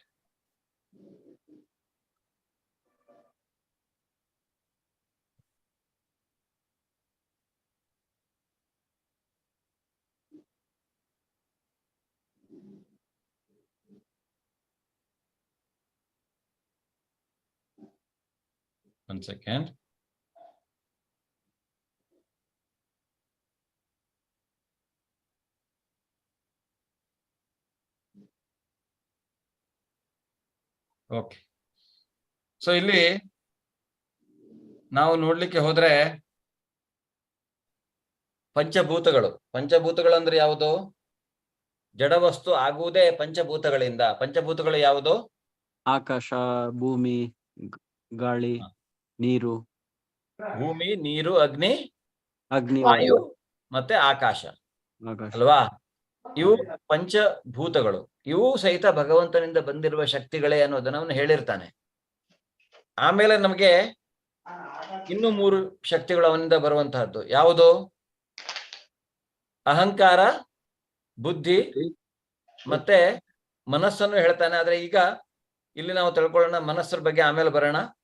ಅಹಂಕಾರ, ಬುದ್ಧಿ ಮತ್ತೆ ಪ್ರಕೃತಿಯ 3 ಗುಣಗಳು ಇವು ಬರುತ್ತೆ ಅನ್ನೋದನ್ನ ಇಲ್ಲಿ ಮನಸ್ಸು, ಇಂದ್ರಿಯಗಳು ಮತ್ತೆ ಮನಸ್ಸು, ಅಹಂಕಾರ, ಬುದ್ಧಿ, ಹೀಗೆ ಇವು ಅವ್ಯಕ್ತವಾದದ್ದು. ಈ ಬುದ್ಧಿ ಮತ್ತೆ ಅಹಂಕಾರ, ಇವನ್ ಮನಸ್ಸು ಸಹಿತ ಅಂತರೇಂದ್ರಿಯ, ಅದು ಸಹಿತ ಅವ್ಯಕ್ತವಾದದ್ದು. ಅದಾದ್ಮೇಲೆ ಜೀವಿಗೆ ನೋಡಿ ಶರೀರ ಹೇಗಾಗತ್ತೆ ಅನ್ನೋದಕ್ಕೆ, ಈ ಕ್ಷೇತ್ರ ರಚನೆ ಹೇಗಾಗತ್ತೆ ಅನ್ನೋದಕ್ಕೆ ಇಲ್ಲಿ ಹೇಳಲಾಗಿದೆ. ಮತ್ತು ಈ ಪ್ರಕೃತಿಯ 3 ಗುಣ ಅದು ಸಹಿತ ಬರುತ್ತೆ. ಯಾಕೆಂದ್ರೆ ಈ ಪ್ರಕೃತಿಯ 3 ಗುಣವು ನಮಗೆ ಕಣ್ಣಿಗೆ ಕಾಣಿಸೋದಿಲ್ಲ ಅಲ್ವಾ? ಯಾಕೆಂದ್ರೆ ನಾನೊಂದು ಬೊಂಬೆಯು ನೀ ಸೂತ್ರಧಾರ ಅಂತ ಒಂದು ಕನ್ನಡದಲ್ಲಿ ಹಾಡಿದೆ. ನಾವೆಲ್ಲ ಒಂದು ಬೊಂಬೆ ಅಂತ. ಈ ಸೂತ್ರಧಾರ ಯಾರು? ಕೃಷ್ಣನೇ. ಆದ್ರೂ ನಮಗೆ ಇಲ್ಲಿ ನಮ್ಮನ್ನ ಆಡಿಸ್ತಾ ಇರುವಂತಹದ್ದು ಕೃಷ್ಣನಿಂದ ಬಂದಂತಹ ಶಕ್ತಿಯಾದ ಈ 3 ಗುಣಗಳನ್ನು ಹೊಂದಿರುವಂತಹ ಈ ಐಹಿಕ ತ್ರಿಗುಣಗಳು. ಅದೇ ನಾವು ನಿಜವಾಗಿ ಹೇಳುವಂತಹದ್ದು ಮಾಯೆ. ಆ ಪ್ರಕೃತಿಯ 3 ಗುಣಗಳ ಅವ್ಯಕ್ತ ಹಂತ. ಆಮೇಲೆ ನಮಗೆ 5 ಇಂದ್ರಿಯಗಳು ಬರುತ್ತೆ. 5 ಇಂದ್ರಿಯಗಳು ಯಾವುದು? ಕಣ್ಣು, ಕಿವಿ, ಮೂಗು, ಬಾಯಿ, ನಾಲಿಗೆ, ಚರ್ಮ. ನಾಲಿಗೆ, ಚರ್ಮ ಅನ್ನುವಂತಹದ್ದು. ಅದಾದ್ಮೇಲೆ 5 ಕರ್ಮೇಂದ್ರಿಯ ಬರುತ್ತೆ. ಕರ್ಮೇಂದ್ರಿಯ ಯಾವುದು? ಶಬ್ದ, ಕೇಳಿಸ್ಕೊಳ್ಳುವಂತಹದ್ದು. ಕಾಲು, ನಡೆದಾಡ್ಲಿಕ್ಕೆ. ಕೈಗಳು, ಕೆಲಸ ಮಾಡ್ಲಿಕ್ಕೆ. ಆಮೇಲೆ ಗುದ ಅಲ್ಲ, ಕಣ್ಣೆಲ್ಲ ಆಲ್ರೆಡಿ ಇಂದ್ರಿಯಗಳು. ಇದು ಕರ್ಮೇಂದ್ರಿಯ. ಆಮೇಲೆ ಗುದ ಆದ್ಮೇಲೆ ಇನ್ನೊಂದು ಜನನೇಂದ್ರಿಯ. ಶಬ್ದ, ಕಾಲು, ಕೈ, ಗುದ, ಜನನೇಂದ್ರಿಯವನ್ನ ನಾವು ಕರ್ಮೇಂದ್ರಿಯ ಅಂತ ಕರೆಯುವಂತಹದ್ದು. ಇವು ಬಂದ ಮೇಲೆ ಮನಸ್ಸು ಬರುತ್ತೆ. ಇವುಗಳ ಮೇಲೆ ಈ ಮನಸ್ಸು ಅನ್ನುವಂತಹದ್ದಿದೆ. ಆದರೆ ಮನಸ್ಸು ಅನ್ನುವಂತಹದ್ದು ಅಂತರೇಂದ್ರಿಯ. ಅದರಿಂದ ಮನಸ್ಸು ಸೇರಿದಂತೆ ಒಟ್ಟು 11 ಇಂದ್ರಿಯಗಳು ಅಂತ ನಾವು ಹೇಳ್ಬೋದು. ಕರ್ಮೇಂದ್ರಿಯಗಳು ಮತ್ತೆ ಜ್ಞಾನೇಂದ್ರಿಯಗಳು. ಅಲ್ವಾ? ಹ್ಮ್. 5 ಜ್ಞಾನೇಂದ್ರಿಯಗಳು ಕಣ್ಣು, ಕಿವಿ, ಮೂಗು, ನಾಲಿಗೆ, ಚರ್ಮ. ಕರ್ಮೇಂದ್ರಿಯಗಳು ಶಬ್ದ, ಕಾಲು, ಕೈ, ಗುದ, ಜನನೇಂದ್ರಿಯ. ಅದಾದ್ಮೇಲೆ ಮನಸ್ಸು, ಅಂತರೇಂದ್ರಿಯ. ಸೊ ಇವೆಲ್ಲ ಸೇರಿ 11 ಇಂದ್ರಿಯಗಳು. ಈ ಇಂದ್ರಿಯ ವಸ್ತುಗಳಿವೆ. ಇಂದ್ರಿಯ ವಸ್ತುಗಳು ಅಂದ್ರೆ ಏನು? ನಾಲಿಗೆ ರುಚಿ ನೋಡುವಂತಹದ್ದು, ಕಿವಿ ಕೇಳಿಸ್ಕೊಳ್ಳುವಂತಹದ್ದು, ಇದು ಆಮೇಲೆ ರುಚಿ, ರೂಪ, ಸ್ಪರ್ಶ, ಶಬ್ದ. ಸೊ ಇವೆಲ್ಲ ಸೇರಿ ಒಂದು 24 ಘಟಕಾಂಶಗಳ ಮೊತ್ತ. ಈ ಮೊತ್ತ ಅಂತ ನಾವೇನ್ ಕರಿತೀವಿ, ಇದೆಲ್ಲ ಸೇರಿ 24 ಘಟಕಾಂಶಗಳು ಸೇರಿ ಒಂದು ಕ್ಷೇತ್ರವಾಗತ್ತೆ. ಈ 24 ವಿಷಯಗಳನ್ನ ವಿಶ್ಲೇಷಿಸಿ ಯಾರು ಇದನ್ನ ಅಧ್ಯಯನ ಮಾಡ್ತಾನೋ ಅವನಿಗೆ ಕ್ಷೇತ್ರ ಏನು ಅನ್ನೋದು ಅರ್ಥ ಆಗತ್ತೆ. ಅದಾದ್ಮೇಲೆ ಕ್ರಿಯೆ ಪ್ರತಿಕ್ರಿಯೆಗಳು ಬರುತ್ತೆ. ಇದಾದ್ಮೇಲೆ ಕ್ರಿಯೆ ಪ್ರತಿಕ್ರಿಯೆಗಳು ಯಾವುದು? ಬಯಕೆ ಅಂದ್ರೆ ಆಸೆ, ದ್ವೇಷ, ಸುಖ ಮತ್ತು ದುಃಖ. ಇವನ್ನ ನಾವು ಕ್ರಿಯೆ ಮತ್ತೆ ಪ್ರತಿಕ್ರಿಯೆಗಳು ಅಂತ ಹೇಳುವಂತಹದ್ದು. ಆದ್ರಿಂದ ಈ ಜಡದೇಹದ ಪಂಚಭೂತಗಳ ನಿರೂಪಣೆ ಅಥವಾ ಆ ಪ್ರಜ್ಞೆ ಮತ್ತೆ ದೃಢ ವಿಶ್ವಾಸ, ಇದು ಜೀವಿಯ ಲಕ್ಷಣಗಳನ್ನ ಪ್ರತಿನಿಧಿಸುತ್ತೆ ಅಂತ ಪ್ರಭುಪಾದರು ತಮ್ಮ ಇದರಲ್ಲಿ ಹೇಳ್ತಾರೆ. ಸೊ ಜೀವ ಲಕ್ಷಣಗಳು ಸೂಕ್ಷ್ಮ ದೇಹ. ಈ ಸೂಕ್ಷ್ಮ ದೇಹದಲ್ಲಿ ಇರುವಂತಹದ್ದು ಮನಸ್ಸು, ಅಹಂಕಾರ, ಬುದ್ಧಿ. ಈ ಮನಸ್ಸು, ಅಹಂಕಾರ, ಬುದ್ಧಿ ಸೂಕ್ಷ್ಮ ದೇಹವಾಗತ್ತೆ. ಈ ಮನಸ್ಸು, ಬುದ್ಧಿ, ಅಹಂಕಾರ ಏನಿದೆ ಅದು ಆತ್ಮ ಒಂದು ಶರೀರದಿಂದ ಹೋಗುವಾಗ ನಮ್ಮ ಜೊತೆ ಅದು ಹೋಗತ್ತೆ. ಅದರಿಂದ ನಮಗೆ ಅರ್ಥ ಆಗತ್ತೆ ಮುಂದೆ. ಯಾಕೆಂದ್ರೆ ನಾವು ಸಾವು ಅನ್ನುವಂತಹದ್ದು ನಮ್ಮ ಜೀವನದ ಕೊನೆಯಲ್ಲ, ಅದು ಇನ್ನೊಂದು ಜೀವನದ ಆದಿ ಅನ್ನೋದನ್ನ ನಾವಿಲ್ಲಿ ಅರ್ಥ ಮಾಡ್ಕೊಳ್ಬೇಕು.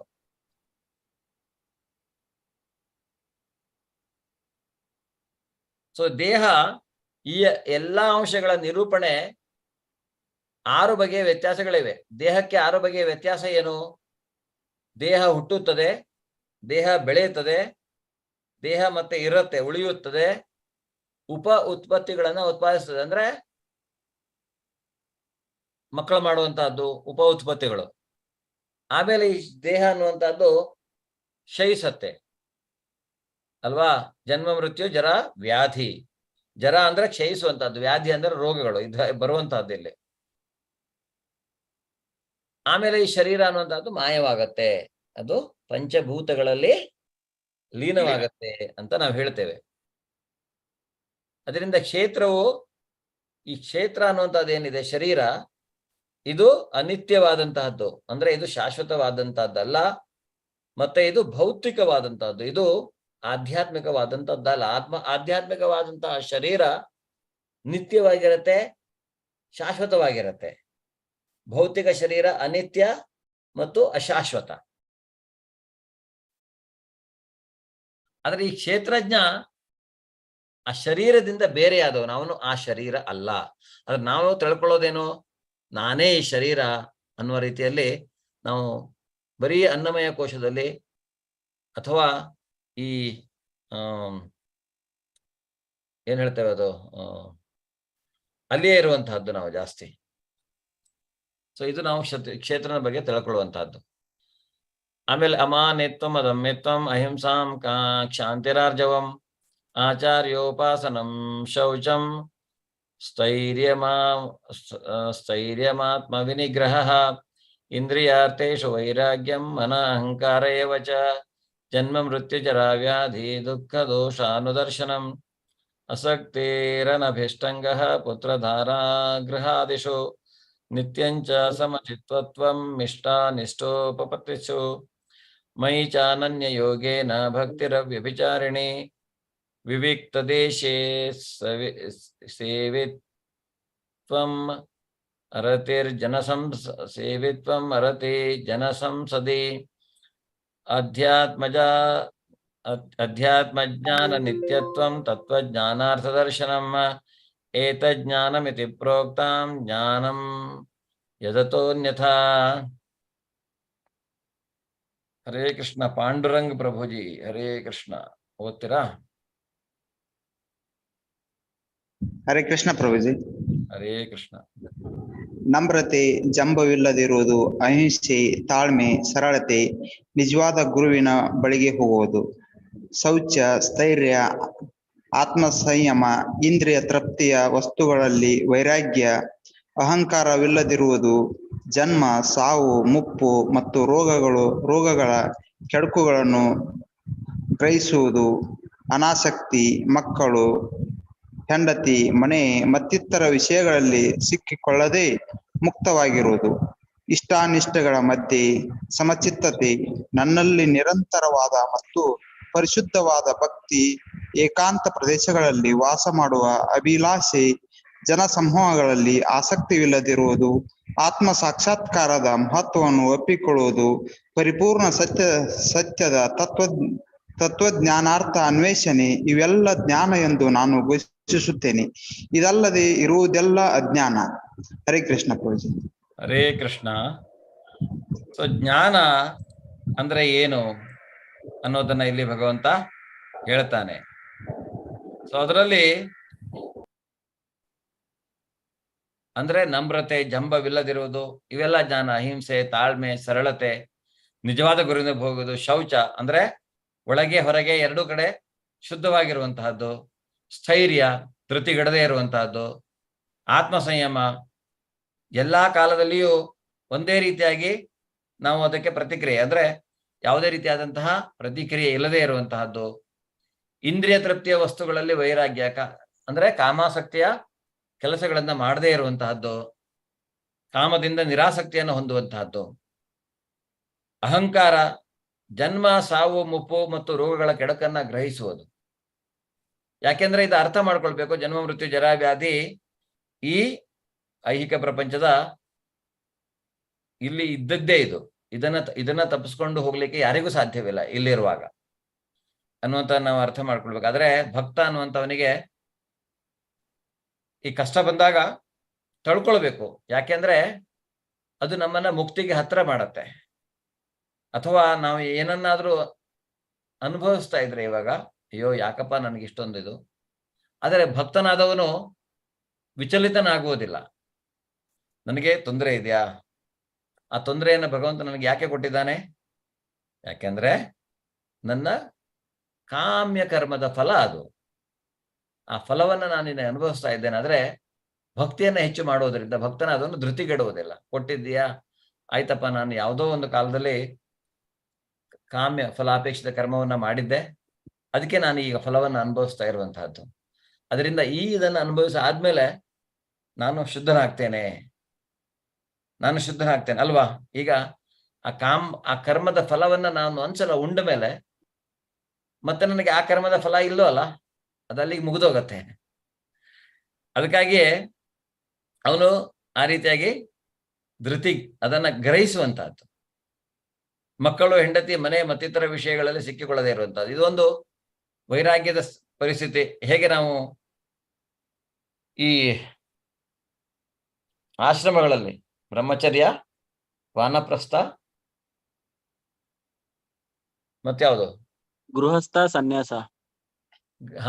ಬ್ರಹ್ಮಚರ್ಯ, ಗೃಹಸ್ಥ, ವಾನಪ್ರಸ್ಥ, ಸನ್ಯಾಸ ಅಲ್ವಾ?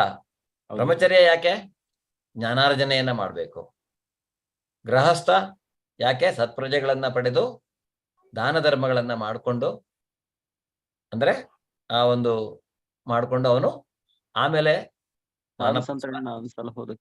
ವಾನಪ್ರಸ್ಥಕ್ಕೆ ಹೋಗಿ ಪೂರ್ತಿಯಾಗಿ ಅವನು, ಯಾಕೆಂದ್ರೆ ಈ ಮಕ್ಕಳು, ಮರಿ, ಮನೆ ಅದಕ್ಕೆಲ್ಲ ಜಾಸ್ತಿ ಅಂಟ್ಕೊಂಡಿರ್ಬಾರ್ದು. ಆಗ ವಾನಪ್ರಸ್ಥಕ್ಕೆ ಹೋಗ್ತಾನೆ.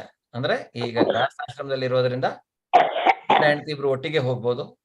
ವಾನಪ್ರಸ್ಥದಲ್ಲಿ ಭಗವಂತನ ಇದು ಮಾಡ್ಕೊಂಡು ಆಮೇಲೆ ಅವರಿಗೆ ಕೊನೆಯದಾಗಿ ಎಲ್ಲದರಿಂದ ಬಿಡುಗಡೆಯನ್ನ ಹೊಂದುವಂತಹದ್ದು, ಅದೇ ಸನ್ಯಾಸ. ಎಲ್ಲದರಿಂದ ಭಗವಂತ ಈ ಭಗವದ್ಗೀತೆಯಲ್ಲಿ ಸನ್ಯಾಸ ಅಂದ್ರೆ ಯಾವ್ದಕ್ಕೆ ಹೇಳಿದಾನೆ? ಫಲಾಸಕ್ತಿ ಇಲ್ಲದ ಕರ್ಮಗಳನ್ನ ಮಾಡುವುದು ಸನ್ಯಾಸವೇ. ಫಲಾಸಕ್ತಿ ಇಲ್ಲದ ಕರ್ಮ. ಆಗ ಏನು ಮಾಡ್ತಾರೆ? ನಮ್ಮ ಕರ್ತವ್ಯ ಅಂತ ನಾವು ತಿಳಿದು ಎಲ್ಲ ಕೆಲಸವನ್ನ ಮಾಡುವಂತಹದ್ದು, ಅದರ ಫಲಗಳನ್ನ ಭಗವಂತನಿಗೆ ಬಿಟ್ಟು ಬಿಡುವಂತಹದ್ದು, ಅದು ಸನ್ಯಾಸ. ಸೊ ಆ ರೀತಿಯಾಗಿ ಮಾಡುವಂತಹದ್ದು. ಅಂದ್ರೆ ಇಲ್ಲಿ ಆ ರೀತಿ ಆಗತ್ತೆ. ಅಂದ್ರೆ ಅಂತಹ ಒಂದು ಅವಕಾಶವನ್ನು ಅವನು ಕಲ್ಪಿಸ್ತಾನೆ. ಅದರಿಂದ ಆದ್ರೆ ಇಂಥದ್ರಲ್ಲಿ ಆಸಕ್ತಿ ಇರಬಾರ್ದು. ಇದು ಎಲ್ಲ ಐಹಿಕ ಪ್ರಪಂಚದ ಒಂದು ಅದರಲ್ಲಿ ನಾವು ಸಿಕ್ಕಾಕೊಂಡ್ಬಿಟ್ರೆ ಹೊರಗೆ ಬರೋದು ಕಷ್ಟ ಆಗತ್ತೆ. ನಾವು ಅಂಟ್ಕೊಳ್ಬೇಕು, ಮತ್ತೆ ಫಲ ಅಂದ್ರೆ ಕರ್ಮಫಲಗಳ ಬಂಧನದಲ್ಲಿ ಇರಬೇಕಾಗತ್ತೆ. ಸೊ ನನ್ನಲ್ಲಿ ನಿರಂತರವಾದ ಮತ್ತು ಪರಿಶುದ್ಧವಾದ ಭಕ್ತಿ, ಇಷ್ಟಾನಿಷ್ಟಗಳ ಮಧ್ಯೆ ಸಮಚಿತ್ತತೆ ಅಂತ ಹೇಳ್ತಾನೆ. ಇಷ್ಟ ಅನಿಷ್ಟಗಳು, ನಾನು ಯಾವುದನ್ನು ನಾನು ಬೇಕು ಅಂತ ಹೇಳುವಂತಹದ್ದಿಲ್ಲ, ಅಥವಾ ನನಗೆ ಅದು ಬೇಡ ಅಂತಾನೂ ಇಲ್ಲ. ಈಗ ನಾವು ಏನೋ ಒಂದು ನಿಷ್ಕಾಮ ಕರ್ಮವನ್ನ ಮಾಡ್ತೇನೆ, ಭಗವಂತ ಏನನ್ನೋ ಕೊಟ್ಬಿಡ್ತಾನೆ, ಅದು ಭಗವಂತನ ಸೇವೆಗೆ ಅಂತ ನಾವು ಅದನ್ನು ಸ್ವೀಕಾರ ಮಾಡುವಂಥದ್ದು. ಅದರಿಂದ ಯಾವುದೇ ಮಠಾಧೀಶರು, ಗುರು ಪರಂಪರೆಯಲ್ಲಿ ಬಂದಿಂತವರೆಲ್ಲ ಯಾರು ಸ್ವಂತಕ್ಕಾಗಿ ಏನನ್ನೂ ಕೇಳುವುದಿಲ್ಲ. ಕೆಲವರು ಹೇಳ್ತಾರೆ, ಯಾರು ಈ ಐಹಿಕ ಪ್ರಪಂಚದಲ್ಲಿ ಫಲಾಸಕ್ತಿಯಲ್ಲಿರುವಂತಹ ಜನರಿಗೆ ಅದು ಗೊತ್ತಾಗೋದಿಲ್ಲ. ಅವ್ರು ಮಾಡ್ತಾ ಇರುವಂತಹ ಭಗವಂತನ ಸೇವೆ ಅವ್ರಿಗೆ ಗೊತ್ತಾಗೋದಿಲ್ಲ. ಅವ್ರಿಗೆ ಹೇಳ್ತಾರೆ, ಆ ಮಠದಲ್ಲಿ ಅಷ್ಟು ದುಡ್ಡಿದೆ, ಈ ಮಠದಲ್ಲಿ ಇಷ್ಟು. ಆದ್ರೆ ಅದು ಗುರು ಪರಂಪರೆ ಅಥವಾ ಅಂತಹ ಪೀಠ ಆಗಿರ್ಬೇಕು. ಇಲ್ಲ ಅಂದ್ರೆ ಯಾರೋ ಒಬ್ಬ ಸನ್ಯಾಸಿ ಹಿಂದೆ ಮುಂದೆ ಇಲ್ಲದೆ ಇರುವವನು ಅವನೋಗಿ ತಾನೊಂದು ಮಠ ಮಾಡಿದ್ದೇನೆ, ತನಗೆ ದುಡ್ಡು ಕೊಡಿ ಅಂದ್ರೆ ಹೇಳಲಿಕ್ಕೆ ಬರೋದಿಲ್ಲ. ಅವನು ಕನೆಕ್ಟ್ ಆಗ್ಲೇಬೇಕು. ಯಾವ್ದಾದ್ರು ಅವನಿಗೆ ಒಂದು ಗುರು ಇರ್ಲೇಬೇಕು, ಆ ಗುರುವಿನ ಗುರು ಇನ್ನೊಬ್ಬ ಇರ್ಲೇಬೇಕು. ಅದು ಒಂದು ಪರಂಪರೆಯೇ ಆಗಿರುತ್ತೆ. ಆ ಪರಂಪರೆಯಿಂದ ಬಂದಿದ್ರೆ ಮಾತ್ರ ಓಕೆ. ಇಲ್ಲ ಅಂದ್ರೆ ಅದು ಆ ರೀತಿಯಾಗಿ, ಅಂದ್ರೆ ನಾವು ಹೇಳೋದೇನಂದ್ರೆ ಪ್ರತಿಯೊಂದನ್ನು ಅವರು ಭಗವಂತನ ಕೆಲಸಕ್ಕಾಗಿಯೇ ಏನನ್ನಾದ್ರೂ ಸ್ವೀಕಾರ ಮಾಡುವಂತಹದ್ದು, ಸಿಕ್ಕಿರುವಂತಹದ್ದನ್ನು. ಅದರಿಂದ ಸಮಚಿತ್ತತೆ ಇರಬೇಕು. ಅಲ್ಲಿ ಪರಿಶುದ್ಧವಾದ ಭಕ್ತಿ, ಏಕಾಂತ ಪ್ರದೇಶದಲ್ಲಿ ವಾಸ ಮಾಡುವಂತಹ ಒಂದು ಅಭಿಲಾಷೆ. ಯಾಕೆಂದ್ರೆ ಈ ಭಕ್ತನಾದವನು ಈಗ ಒಂದ್ಸಲ ಒಂದು ಭಕ್ತಿಯ ಪರಾಕಾಷ್ಠೆ ಏನು, ಭಗವಂತನ ಕುರಿತಾಗಿ ಭಕ್ತಿಯನ್ನ ಮಾಡುವುದೇ ಒಂದು ಉದ್ದೇಶ. ಮೋಕ್ಷನೂ ಸಹಿತ ಭಕ್ತ ಮರೆತು ಬಿಡ್ತಾನೆ ಅಂದ್ರೆ ಅವನಿಗೆ ಮೋಕ್ಷದ ಅವಶ್ಯಕತೆಯೂ ಇಲ್ಲ, ಭಗವಂತನ ಸೇವೆ ಮಾಡ್ಲಿಕ್ಕೆ ಸಿಗ್ತಾ ಇದೆ ಅಂದ್ರೆ. ಅದರಿಂದ ಅವನು ಒಂದೇ ಕಡೆ, ಅಲ್ಲಿ ಏನಾಗ್ತಾನೆ, ಅವನು ಸಪರೇಟ್ ಆಗಿ ಒಂದ್ ಕಡೆ ಇರ್ತಾನೆ. ಅಂದ್ರೆ ಒಬ್ಬನೇ ಇರ್ಬೇಕು ಅನ್ನುವಂತಹ ಒಂದು ಅಭಿಲಾಷೆ ಅವನಲ್ಲಿ ಇರುವಂತಹದ್ದು. ಜನ ಸಮೂಹದಲ್ಲಿ ಆಸಕ್ತಿ ಇಲ್ಲದಿರೋದು, ಇದ್ರೂ ಸಹಿತ ಜನರ ಸಮೂಹದಲ್ಲಿ ಅವನು ಸಪರೇಟ್ ಆಗಿ ಇರುವಂತವನು. ಆತ್ಮ ಸಾಕ್ಷಾತ್ಕಾರದ ಮಹತ್ವವನ್ನ ಒಪ್ಪಿಕೊಳ್ಳುವಂತವನು.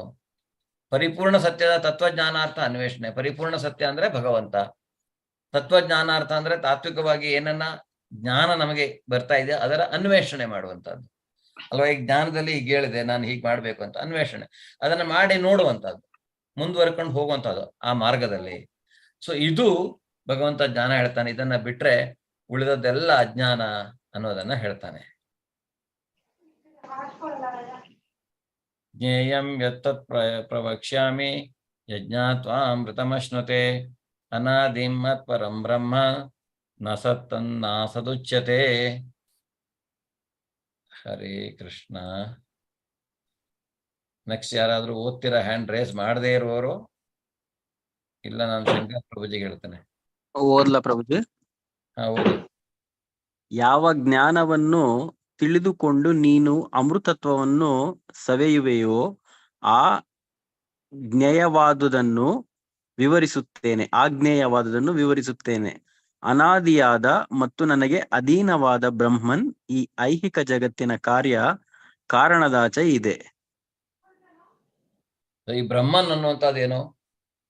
ಭಗವಂತನ ನಿರಾಕಾರ ರೂಪ. ನಿರಹಂಕಾರ ಅಲ್ಲ, ನಿರಾಕಾರ ರೂಪ. ನಿರಾಕಾರ ರೂಪ. ನಿರಹಂಕಾರ ಬೇರೆ, ನಿರಾಕಾರ ಬೇರೆ. ಸೊ ಬ್ರಹ್ಮನ್ ಇದು ಈ ಐಹಿಕ ಪ್ರಪಂಚದ ಕಾರ್ಯಕಾರಣದ ಆಚೆ ಇದೆ ಅನ್ನುವಂಥದ್ದು. ಈ ಐಹಿಕ ಪ್ರಪಂಚ ಹೇಗೆ ಕಾರ್ಯನಿರ್ವಹಿಸ್ತಾ ಇದೆ, ಇದಕ್ಕೆ ಕಾರಣ ಈ ಐಹಿಕ ಪ್ರಪಂಚದ 3 ಗುಣಗಳು. ಆದರೆ ಈ ಬ್ರಹ್ಮನ್ ಇದು ಇದರ ಹೊರಗೆ ಇರುವಂತಹದ್ದು. ಈ ಐಹಿಕ ಪ್ರಪಂಚದ ಪರಿಧಿಯಲ್ಲಿ ಅದು ಬರುವುದಿಲ್ಲ. ಅಂತಹ ಒಂದು ಜ್ಞಾನ, ಇದನ್ನ ಅರ್ಥ ಮಾಡ್ಕೊಂಡಾಗ ನೀನು ಅಮೃತವನ್ನ ಸವಿತೀಯ.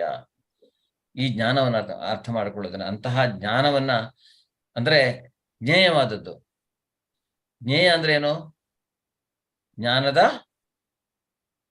ಗುರಿ. ಆ ಜ್ಞಾನವನ್ನ ಅರ್ಥ ಮಾಡ್ಕೊಳ್ಳೋದು ಯಾಕೆ? ಅದಕ್ಕೊಂದು ಗುರಿ ಬೇಕಲ್ವಾ. ಈಗ ನಾನು ಎಲ್ಲಾದ್ರೂ ಒಂದ್ ಕಡೆ ಹೊರಡ್ತಾ ಇದ್ದೇನೆ ಒಂದು ಪ್ರದೇಶಕ್ಕೆ, ನಾ ಇಂತಲ್ಲಿಗೆ ಹೋಗ್ಬೇಕು ಅನ್ನೋದು ನಮ್ ಗುರಿ ಇರ್ಬೇಕಲ್ವಾ. ಅದನ್ನು ಮುಟ್ಬೇಕು ತಾನೆ. ಅಲ್ಲಿ ಹೋಗ್ಲಿಕ್ಕೆ ಹೇಗೆ ನಾನು ಹೋಗೋದು ಏನು ಅದೆಲ್ಲ ಒಂದು ಜ್ಞಾನ, ಅದನ್ನ ತಿಳ್ಕೊಳ್ಳುವಂತಹದ್ದು ನಾನು. ಅದರಿಂದ ಜ್ಞಾನದ ಗುರಿ ಅದನ್ನ ಅರ್ಥ ಮಾಡ್ತಾ ಇದ್ದೇನೆ, ನಾನು ನಿಮ್ಗೆ ಹೇಳ್ತಾ ಇದ್ದೇನೆ ಅನ್ನೋದು. ಇದು ಅನಾದಿಯಾದ ಮತ್ತು ನನಗೆ ಅಧೀನವಾದ ಬ್ರಹ್ಮನ್, ಅದ್ರ ಬಗ್ಗೆ ಹೇಳ್ತಾನೆ. ಸರ್ವೇಂದ್ರಿಯ ಗುಣಾಭಾಸಂ ಸರ್ವೇಂದ್ರಿಯ ವಿವರ್ಜಿತಂ ಅಸಕ್ತಂ ಸರ್ವಭ್ರಚ್ಚೈವ ನಿರ್ಗುಣಂ ಗುಣಭೋಕ್ತೃ ಚ. ಹರೇ ಕೃಷ್ಣ. ರೇಣುಕಾ ಮಾತಾಜಿ. ಹರೇ ಕೃಷ್ಣ ಪ್ರಭುಜಿ. ಹರೇ ಪರಮಾತ್ಮನು ಎಲ್ಲಾ ಇಂದ್ರಿಯಗಳ ಆದಿಮೂಲ, ಆದರೂ ಆತನಿಗೆ ಇಂದ್ರಿಯಗಳಿಲ್ಲ. ಆತನು ಎಲ್ಲಾ ಜೀವರಾಶಿಯನ್ನು ಪಾಲಿಸುವವನಾದರೂ ನಿರಾಸಕ್ತನು. ಆತನು ನಿಸರ್ಗದ ಗುಣಗಳನ್ನು ಮೀರಿದವನು. ಅದೇ ಕಾಲದಲ್ಲಿ ನಿಸರ್ಗದ ಎಲ್ಲಾ ಗುಣಗಳ ಪ್ರಭು. ಹರೇ ಕೃಷ್ಣ ಪ್ರಭುಜಿ. ಭಗವಂತನೇ ಎಲ್ಲ ಇಂದ್ರಿಯಗಳ ಮೂಲ, ಋಷಿಕೇಶ. ಅವನು ಎಲ್ಲಾ ಇಂದ್ರಿಯಗಳ ಒಡೆಯ. ಆದ್ರಿಂದ ಆತನಿಗೆ ಇಂದ್ರಿಯಗಳಿಲ್ಲ. ಹಾಗಂತ ಅವನಿಗೆ ಯಾವ ಇಂದ್ರಿಯಗಳಿಲ್ಲ? ನಮ್ಮ ಆ ಭೌತಿಕ ಇಂದ್ರಿಯಗಳಿಲ್ಲ. ಅವನಿಗೆ ಆಧ್ಯಾತ್ಮಿಕ ಇಂದ್ರಿಯಗಳಿದಾವೆ. ಅವನ ಎಲ್ಲಾ ಇಂದ್ರಿಯಗಳು ಎಲ್ಲಾ ರೀತಿಯಲ್ಲಿಯೂ ಕೆಲಸ ಮಾಡುತ್ತವೆ. ಅದನ್ನು ಉಪನಿಷತ್ತುಗಳಲ್ಲಿ ಹೇಳಲಾಗಿದೆ. ಅವನಿಗೆ ಇಂದ್ರಿಯ ಇದೆ, ಆದರೆ ಐಹಿಕ ಇಂದ್ರಿಯಗಳಿಲ್ಲ. ಆದರೆ ಅವನು ಎಲ್ಲಾ ಜೀವರಾಶಿಗಳನ್ನ ಪಾಲಿಸುವವನಾದರೂ ಅವನಿಗೆ ಆಸಕ್ತಿ ಇಲ್ಲ. ಅವನು ನಿರಾಸಕ್ತನು. ಈಗ ಅವನಿಗೆ ನಾವೇನ್ ಮಾಡ್ತೇವೆ ನೀವೇನ್ ಮಾಡ್ತೇವೆ ಅನ್ನೋದ್ರಲ್ಲಿ ಇಷ್ಟು ಆಸಕ್ತಿ ಇಲ್ಲ ಅವನಿಗೆ. ಸೃಷ್ಟಿ ಇದೆ, ಸೃಷ್ಟಿಯಲ್ಲಿ ನಿಯಮ ಇದೆ, ಆ ನಿಯಮದ ಪ್ರಕಾರ ಅವರು ಬದುಕೊಂಡು ಹೋಗ್ತಾರೆ. ಅವನ ಇನ್ನೊಂದು ನಿಯಮ ಏನು? ಸೃಷ್ಟಿಯ ನಿಯಮ ಓಕೆ, ಅವನ ಇನ್ನೊಂದು ನಿಯಮ ಏನು? ಯಾರು ಅವನ ಭಕ್ತರಾಗ್ತಾರೋ ಅವರಿಗೆ ವಿಶೇಷ ಕಾಳಜಿ ಮಾಡುವಂತಹದ್ದು ಅಲ್ವಾ? ಅವನು ಹೇಳ್ತಾನೆ, ಯಾರು ಇಂತಹ ಭಕ್ತರು ನನಗೆ ಪ್ರಿಯರು, ಅವರಿಗೆ ನಾನು ಪ್ರಿಯ.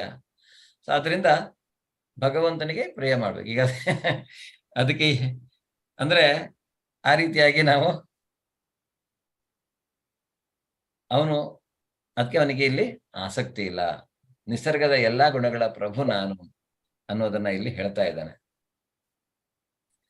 ಬಹಿರಂತಶ್ಚ ಭೂತಾನಾಂ ಅಚರಂ ಚರಮೇವ ಚ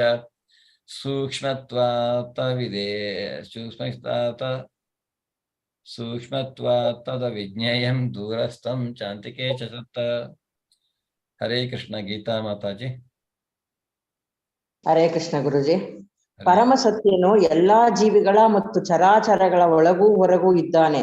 ಆತನು ಸೂಕ್ಷ್ಮನಾದ್ದರಿಂದ ಐಹಿಕ ಇಂದ್ರಿಯಗಳು ಅವನನ್ನು ನೋಡಲಾರವು ಮತ್ತು ತಿಳಿಯಲಾರವು. ಬಹು ದೂರದಲ್ಲಿದ್ದರೂ ಅವನು ಎಲ್ಲರಿಗೂ ಸಮೀಪದಲ್ಲಿದ್ದಾನೆ. ಹರೇ ಕೃಷ್ಣ. ಸೊ ಭಗವಂತನ ನೋಡ್ಲಿಕ್ಕೆ ನಮ್ಮ ಇಂದ್ರಿಯದಿಂದ ಸಾಧ್ಯವಿಲ್ಲ, ಐಹಿಕ ಇಂದ್ರಿಯದಿಂದ ಸಾಧ್ಯವಿಲ್ಲ. ಯಾಕೆಂದ್ರೆ ನಮ್ಮ ಐಹಿಕ ಇಂದ್ರಿಯ ಪರಿಪೂರ್ಣವಲ್ಲ. ಈಗ ನಮ್ಮ ಉದಾಹರಣೆಗೆ ನಮ್ಮ ಕಿವಿಯಲ್ಲಿಯೂ ನಾವು ಎಲ್ಲಾ ಶಬ್ದವನ್ನು ಕೇಳಲಿಕ್ಕೆ ಆಗ್ತದೆ. ನಮ್ಗೆ ಒಂದು ಲಿಮಿಟ್ ಇದೆ, ಅದರಲ್ಲಿ ಒಂದು ರೇಂಜ್ ಇದೆ. ಆ ರೇಂಜ್ ಅಲ್ಲಿ ಮಾತ್ರ ನಾವು ಆ ಶಬ್ದಗಳನ್ನ ಗ್ರಹಿಸಬಹುದು. ಹಾಗೆ ಕಣ್ಣಲ್ಲಿ ನಾವು ಎಲ್ಲವನ್ನ ನೋಡ್ಲಿಕ್ಕೆ ಆಗ್ತದಾ? ಅದಕ್ಕೂ ಒಂದು ಲಿಮಿಟ್ ಇದೆ. ಹತ್ತಿರದ್ದು ದೂರದ್ದು ಎಲ್ಲ ನೋಡೋದು. ಮತ್ತೆ ಎಲ್ಲೋ 1 ಕಿಲೋಮೀಟರ್ ಆಚೆ ಅಥವಾ ಒಂದು 600-700 ಮೀಟರ್ ಆಚೆ ಏನಿದೆ ಅಂತ ನಮಗೆ ಇಲ್ಲಿಂದ ಕಾಣಿಸಲ್ಲ. ನಾವು ಹತ್ರ ಹೋದಾಗ ನಮ್ಗೆ ಕಾಣಿಸತ್ತೆ. ಅದರಿಂದ ನಮ್ಮ ಇಂದ್ರಿಯಗಳು ಯಾವುದು ಪರಿಪೂರ್ಣವಲ್ಲ, ನಮ್ಮ ಇಂದ್ರಿಯಗಳು ಅಪರಿಪೂರ್ಣ. ಅದರಿಂದ ಯಾಕೆ ಹೇಳ್ತಾರೆ ತಣ್ಣೀರನ್ನು ತಣಿಸಿಕೊಳ್ಳಬೇಕು? ಬಿಳಿಯಾಗಿ ಕಾಣೋದು ಯಾವುದು? ಹಾಲಲ್ಲ, ಹೌದಾ ಅಲ್ಲ? ಹೌದು ಪ್ರಭುಜಿ. ಸೊ ನಮ್ಮ ಇಂದ್ರಿಯಗಳು ಮೊದಲು ನಾವು ಅದನ್ನ ಎಕ್ಸೆಪ್ಟ್ ಮಾಡ್ಕೋಬೇಕು. ನಮ್ಮ ಇಂದ್ರಿಯಗಳು ಪರಿಪೂರ್ಣ ಅಲ್ಲ. ನಾನು ನೋಡಿದ್ದು ತಪ್ಪಿರಬಹುದು, ನಾನು ಕೇಳಿದ್ದು ತಪ್ಪಿರಬಹುದು. ಅದರಿಂದ ಕೆಲವೊಂದು ಟೈಮ್ ಏನಾಗತ್ತೆ, ನಾಲಿಗೆಗೆ ಸಿಹಿ ತಿಂದು ಇನ್ನೊಂದು ಸಿಹಿ ಐಟಮ್ ತಿನ್ನಿ, ಅದೇನನ್ಸತ್ತೆ? ಸಪ್ಪೆ ಅನ್ಸತ್ತೆ ಅಲ್ವಾ? ಅದೇ ರೀತಿಯಾಗಿ ಈ ಹುಳಿಯನ್ನ, ಸಿಹಿ ತಿಂದು ಹುಳಿಯನ್ನ ತಿನ್ನಿ, ಏನನ್ಸತ್ತೆ? ಅದಷ್ಟು ಹುಳಿ ಅನ್ಸಲ್ಲ ಆವಾಗ. ಸೊ ಇಂದ್ರಿಯಗಳು ಮೋಸ ಹೋಗ್ತವೆ, ನಮ್ಮ ಇಂದ್ರಿಯಗಳು ಮೋಸ ಹೋಗ್ತವೆ. ಅದರಿಂದ ಅದು ಪರಿಪೂರ್ಣ ಅಲ್ಲ. ಬಹು ದೂರದಲ್ಲಿದ್ದರೆ ಅವನು ಎಲ್ಲರಿಗೂ ಸಮೀಪ. ಭಗವಂತನನ್ನು ನೋಡ್ಲಿಕ್ಕೆ ನಮ್ಮ ಇಂದ್ರಿಯಗಳಿಂದ ಸಾಧ್ಯವಿಲ್ಲ. ಅವನು ಅದನ್ನ ನೋಡ್ಲಿಕ್ಕೆ ನಮಗೆ ಈ ಐಹಿಕ ಇಂದ್ರಿಯಗಳಿಂದ ಸಾಧ್ಯವಿಲ್ಲ. ಅಂತರೇಂದ್ರಿಯ ಆತ್ಮದಿಂದ ನಾವು ಅದನ್ನ ನೋಡ್ಬೋದು, ಯಾವಾಗ ನಾವು ಅದನ್ನ ಭಗವಂತನಲ್ಲಿ ಸ್ಥಿರಗೊಳಿಸ್ತೇವೆ.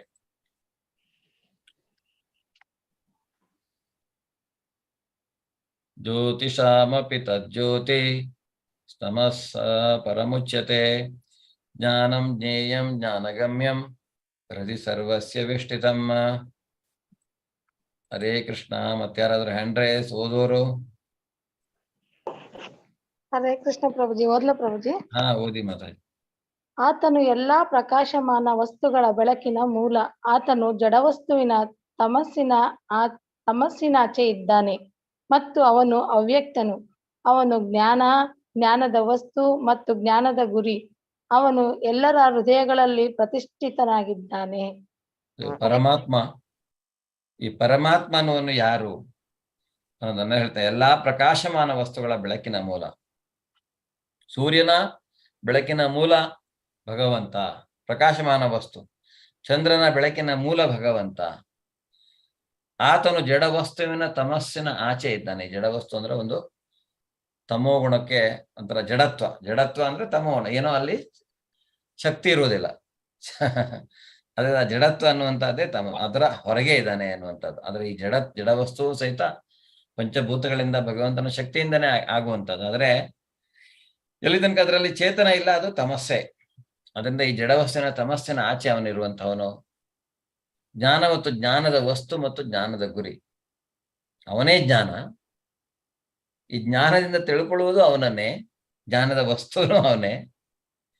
ಈಗ ನಾವು ವಿಜ್ಞಾನ ಯಾವುದೋ ಒಂದು ಸಬ್ಜೆಕ್ಟ್ ಓದ್ತೀವಿ, ಏನ್ ಮಾಡ್ತೀವಿ? ಈಗ ಸೈನ್ಸ್ ಅನ್ನೇ ತಗೊಳ್ಳೋಣ, ಓದ್ತೀವಿ ಎಷ್ಟೊಂದಿದೆ ಅದರಲ್ಲಿ. ಎಲ್ಲಿ ಹೋಗ್ತೀವಿ?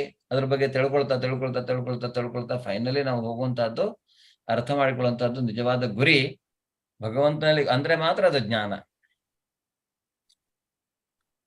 ಎಲ್ಲರ ಹೃದಯಗಳಲ್ಲಿ ಪ್ರತಿಷ್ಠಾಪಿತನಾಗಿದ್ದಾನೆ ಅವನು. ಪರಮಾತ್ಮನಾಗಿ ಎಲ್ಲರ ಹೃದಯದಲ್ಲಿ ಪ್ರತಿಷ್ಠಾಪಿತನಾಗಿದ್ದಾನೆ. ಇತಿ ಕ್ಷೇತ್ರ ತಥಾ ಜ್ಞಾನಂ ಜ್ಞೇಯಂ ಚೋಕ್ತಂ ಸಮಾಸತಃ ಮದ್ಭಕ್ತ ಏತದ್ ವಿಜ್ಞಾಯ ಮದ್ಭಾವಾಯೋಪಪದ್ಯತೆ. ಹರೇ ಕೃಷ್ಣ. ನೆಕ್ಸ್ಟ್ ಓದಿ. ಹಾ, ಅವರು ಪ್ರಭಾವತಿ ಮಾತಾಜಿ ಓದ್ತಾರೆ. ಹೀಗೆ ನಾನು ಕ್ಷೇತ್ರ ದೇಹ ಜ್ಞಾನ ಮತ್ತು ಜ್ಞಾನಕ್ಕೆ ನಿಲುಕುವುದು ಎಂದರೆ ಇವನ್ನು ಅದು ಸಂಗ್ರಹವಾಗಿ ಹೇಳಿದ್ದಾಯಿತು. ನನ್ನ ಭಕ್ತರು ಮಾತ್ರ ಇದನ್ನು ಪೂರ್ಣವಾಗಿ ಅರ್ಥ ಮಾಡಿಕೊಂಡು ನನ್ನ ಸ್ವಭಾವವನ್ನು ಪಡೆಯುತ್ತಾರೆ. ಜ್ಞಾನ ಮತ್ತು ಜ್ಞೇಯಕ್ಕೆ ನಿಲುಕುವುದು ಎಂದರೆ ಜ್ಞೇಯ, ಅದು ಜ್ಞೇಯ ಅಲ್ಲ.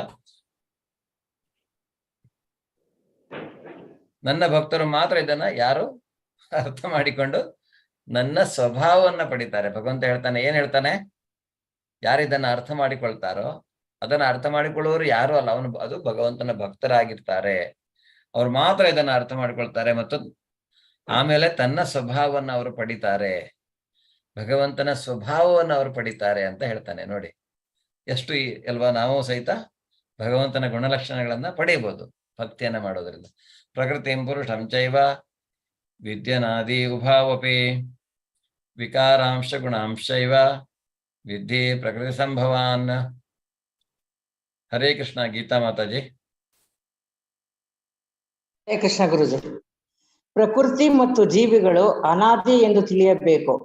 ಅವರ ಮಾರ್ಪಾಡುಗಳು ಗುಣಗಳು ಪ್ರಕೃತಿಯಿಂದ ಆದವು. ಪ್ರಕೃತಿ, ಐಹಿಕ ಪ್ರಕೃತಿ ಮತ್ತೆ ಜೀವಿಗಳು ಆದಿಯೇ ಇಲ್ಲದೆ ಇರುವಂತವು.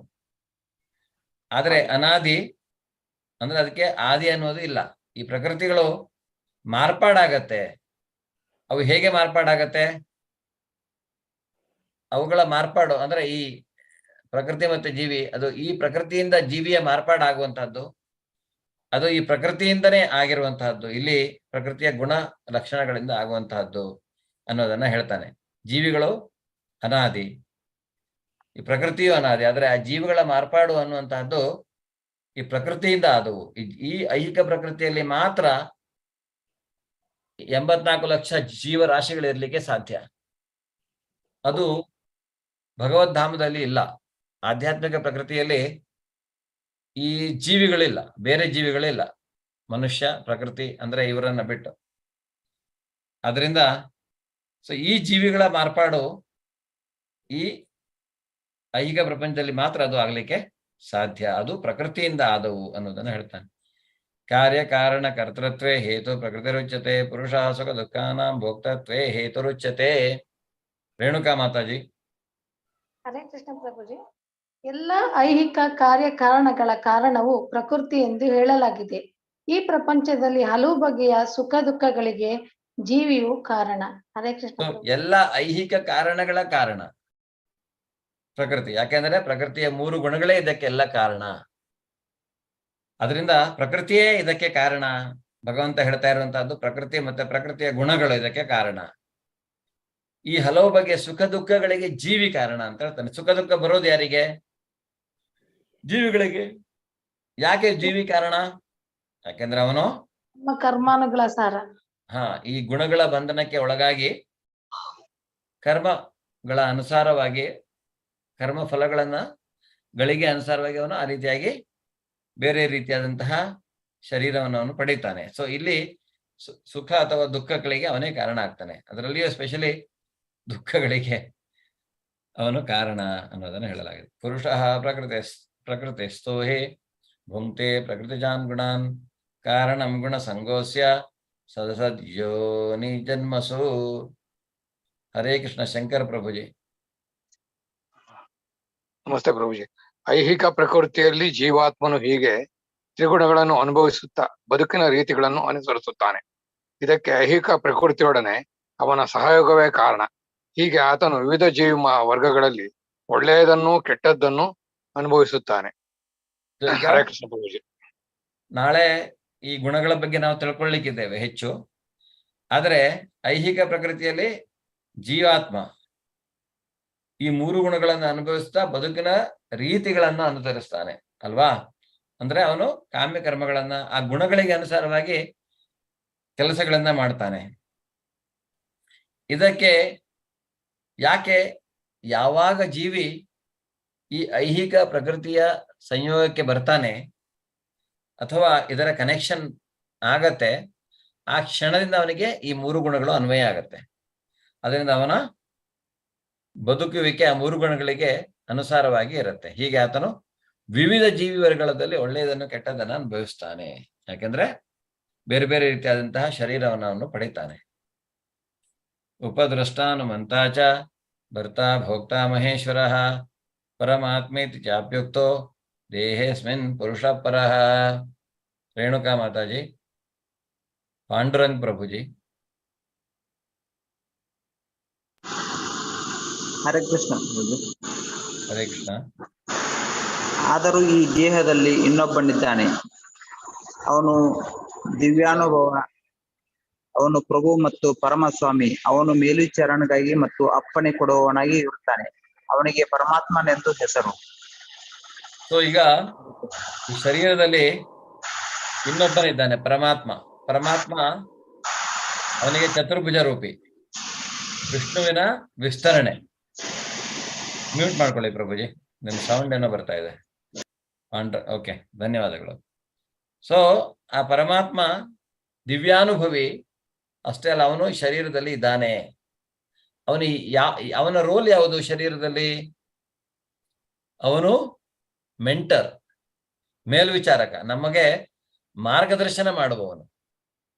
ಆದರೆ ನಾವು ಅವನ ಮಾರ್ಗದರ್ಶನವನ್ನ, ಅವನ ಅಪ್ಪಣೆಯನ್ನ ಕೋರ್ತೀವಾ? ಅವನಿಗೆ ಪರಮಾತ್ಮ ಅಂತ ಹೆಸರು, ಎಲ್ಲರ ಹೃದಯದಲ್ಲಿದ್ದಾನೆ. ಆದ್ರೆ ಈ ಜೀವಾತ್ಮ ಪರಮಾತ್ಮನ ಹತ್ರ ಮಾರ್ಗದರ್ಶನ ತಗೊಳತ್ತಾ? ಸೊ ಇಲ್ಲಿ ಭಗವಂತನ ಶರೀರಕ್ಕೂ ನಮ್ಮ ಶರೀರಕ್ಕೂ ವ್ಯತ್ಯಾಸ ಅಂದ್ರೆ, ಅವನ ಬಗ್ಗೆ ನಾವು ನೋಡ್ಕೊಳ್ಲಿಕ್ಕೆ ಹೋದಾಗ ಅವನಿಗೆಲ್ಲ ನೆನಪಿದೆ, ನಾವೆಲ್ಲ ಮರಿತೀವಿ. ಮರವು ಅನ್ನೋದನ್ನ ಕೊಟ್ಟಿದ್ದಾನೆ ಭಗವಂತ. ಅವರ ಶರೀರ ಚೇಂಜ್ ಆಗೋದಿಲ್ಲ, ಆಧ್ಯಾತ್ಮಿಕವಾದಂತಹದ್ದು. ನಮ್ಮ ಶರೀರ ಚೇಂಜ್ ಆಗತ್ತೆ. ಅವರು ನಮಗೆ ಬೇಕಾದಾಗ ಪ್ರತ್ಯಕ್ಷರಾಗ್ತಾರೆ. ನಾವು ಹೇಗೆ ಪ್ರತ್ಯಕ್ಷರಾಗುವಂತಹದ್ದು? ನಮ್ಮ ಕರ್ಮಗಳಿಗೆ ಅನುಸಾರವಾಗಿ. ಅವನ ಶರೀರ ಆಧ್ಯಾತ್ಮಿಕವಾದದ್ದು, ನಮ್ಮ ಶರೀರ ಮಟೀರಿಯಲ್ ನಾಶವಾಗುವಂತಹದ್ದು. ಅವನ ಆತ್ಮಕ್ಕೂ ಶರೀರಕ್ಕೂ ಯಾವುದೇ ವ್ಯತ್ಯಾಸವಿಲ್ಲ ಭಗವಂತನದ್ದು. ಆದರೆ ನಾವು ನಮ್ಮ ಶರೀರ ಬೇರೆ, ಆತ್ಮ ಬೇರೆ. ಆತ್ಮ ಅನ್ನುವಂತಹದ್ದು ಭಗವಂತನಿಂದ ಪ್ರತ್ಯೇಕಗೊಂಡಂತಹ ಶಕ್ತಿ, ಶರೀರ ಅನ್ನುವಂತಹದ್ದು ಭಗವಂತನಿಂದ ಪ್ರತ್ಯೇಕಗೊಂಡ ಶಕ್ತಿಗಳಿಂದ ಆಗಿರುವಂತಹ ಜಡ ವಸ್ತು. ಆತ್ಮ ಬೇರೆ, ಶರೀರ ಬೇರೆ. ಸೊ ನಮ್ಮ ಶರೀರ ಕ್ಷಯಿಸತ್ತೆ, ಅವನ ಶರೀರ ಕ್ಷಯಿಸಲ್ಲ. ಅವನ ಬುದ್ಧಿ ಕ್ಷಯಿಸಲ್ಲ, ಅವನ ಬಾಡಿ ಕ್ಷಯಿಸಲ್ಲ, ಅಥವಾ ಅವನ ಮೆಮರಿ, ಅವನ ನೆನಪು ಸಹಿತ ಕ್ಷಯಿಸಲ್ಲ. ನಮ್ದು ಇದೆಲ್ಲ ಕ್ಷಯಿಸತ್ತೆ ಅನ್ನುವಂಥದ್ದು. ಯ ಏವಂ ವೇತ್ತಿ ಪುರುಷಂ ಪ್ರಕೃತಿಂ ಚ ಗುಣೈ ಸಹ ಸರ್ವರ್ಥಾವರ್ತಮಾನೋಪಿ ನ ಸ ಭೂಯೋಭಿಜಾಯತೆ. ಹರೇ ಕೃಷ್ಣ. ರೇಣುಕಾ ಮಾತಾಜಿ.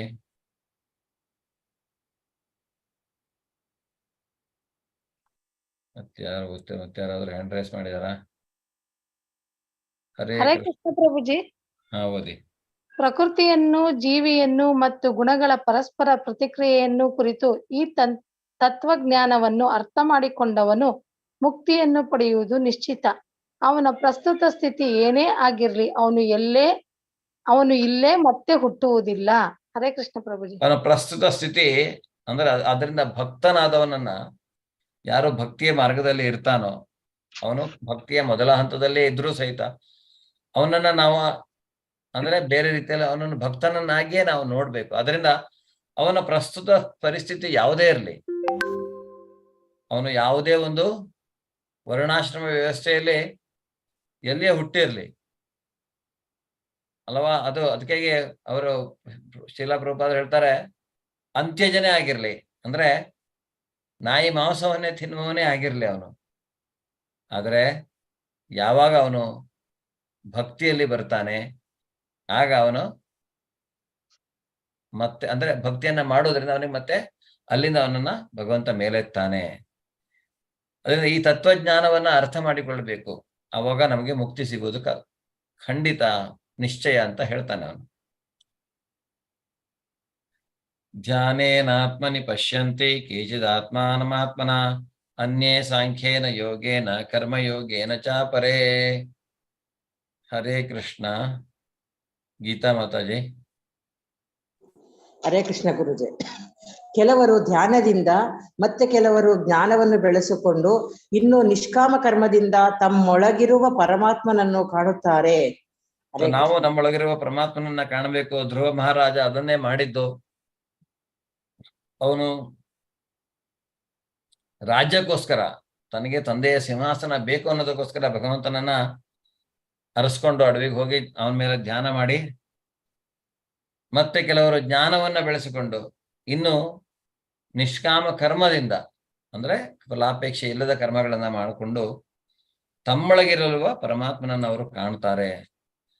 ಅನ್ಯೇತ್ಯೇವ ಮಜಾನಂತಹ ಶ್ರುತ್ವಾನ್ಯೇವ ಉಪಾಸತೆ ತೇಪಿ ಚಾತಿ ತರತ್ಯಂತರಂತೇವ ಮೃತ್ಯುಂ ಶ್ರುತಿಪರಾಯಣ.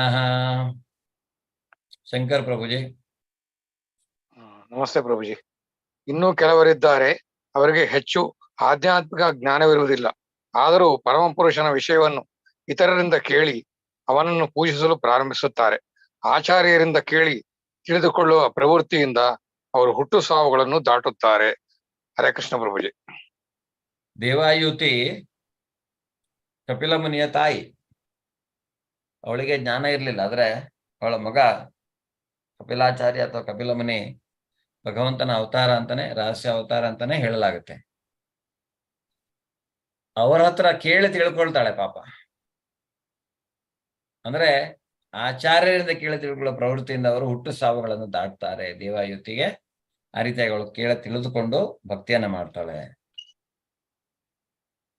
ಅಂತಹ ಜ್ಞಾನ ಇಲ್ಲದೇ ಇದ್ರು ಸಹಿತ ಅವರ ಆ ರೀತಿಯಾಗಿ ಕೇಳಿ ತಿಳ್ಕೊಂಡು ಜ್ಞಾನವನ್ನ ಮಾಡ್ತಾರೆ. ಯಾವ ಸಂಜಾಯತೆ ಕಿಂಚಿತ್ ಸತ್ವಂ ಸ್ಥಾವರ ಜಂಗಮಂ ಕ್ಷೇತ್ರ ಕ್ಷೇತ್ರಜ್ಞ ಸಂಯೋಗಾತ್ ತದ್ವಿಧಿ ಭರತರ್ಷಭ. ಹರೇ ಕೃಷ್ಣ. ಗೀತಾ ಮೋಹನ್ ಮಾತಾಜಿ ಇಲ್ಲ ರೇಣುಕಾ ಮಾತಾಜಿ ಯಾರಾದ್ರೂ ಒಬ್ರು ಓದಿ.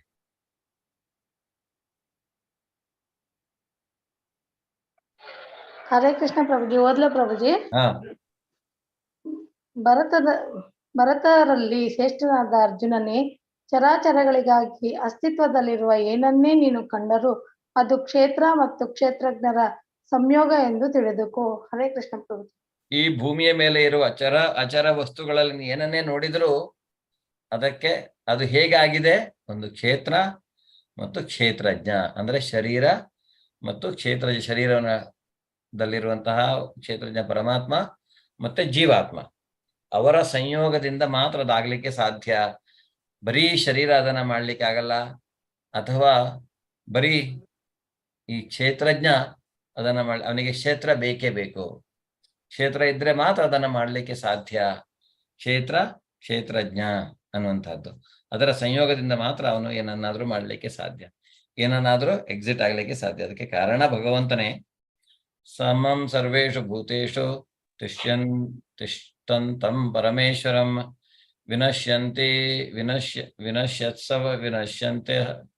ವಿನಶ್ಯಂತಂ ಯಃ ಪಶ್ಯತಿ ಸ ಪಶ್ಯತಿ. ಹರೇ ಕೃಷ್ಣ. ವಿಜಯ್ ಆನಂದ್ ಪ್ರಭುಜಿ ಓದ್ತೀರಾ? ಗುರುಗಳೇ ನಮಸ್ತೆ. ನಮಸ್ಕಾರ.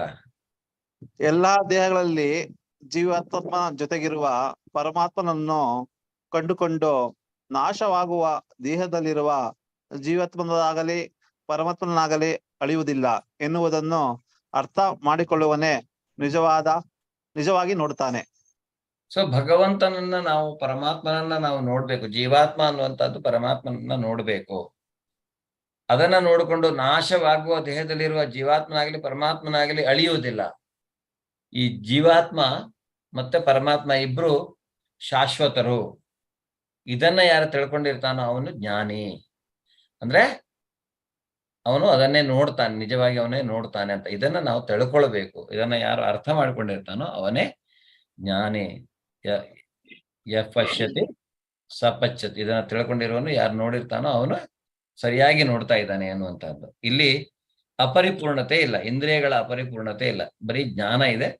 ಜ್ಞಾನದಿಂದ ಅವನು ಅದನ್ನ ನೋಡ್ತಾ ಇದ್ದಾನೆ. ಅವನಿಗೆ ಕಣ್ಣು ಬೇಕಂತಿಲ್ಲ ಅದನ್ನ ನೋಡ್ಲಿಕ್ಕೆ. ಇಲ್ಲಿ ಸಮಂ ಪಶ್ಯನ್ ಹಿ ಸರ್ವತ್ರ ಸಮವಸ್ತಿಮೀಶ್ವರಂ ನಹಿ ನಸ್ತ್ಯಾತ್ಮನಾತ್ಮಾನಂ ತಥೋ ಯಾತಿ ಪರಾಂಗತಿಂ. ಹರೇ ಕೃಷ್ಣ.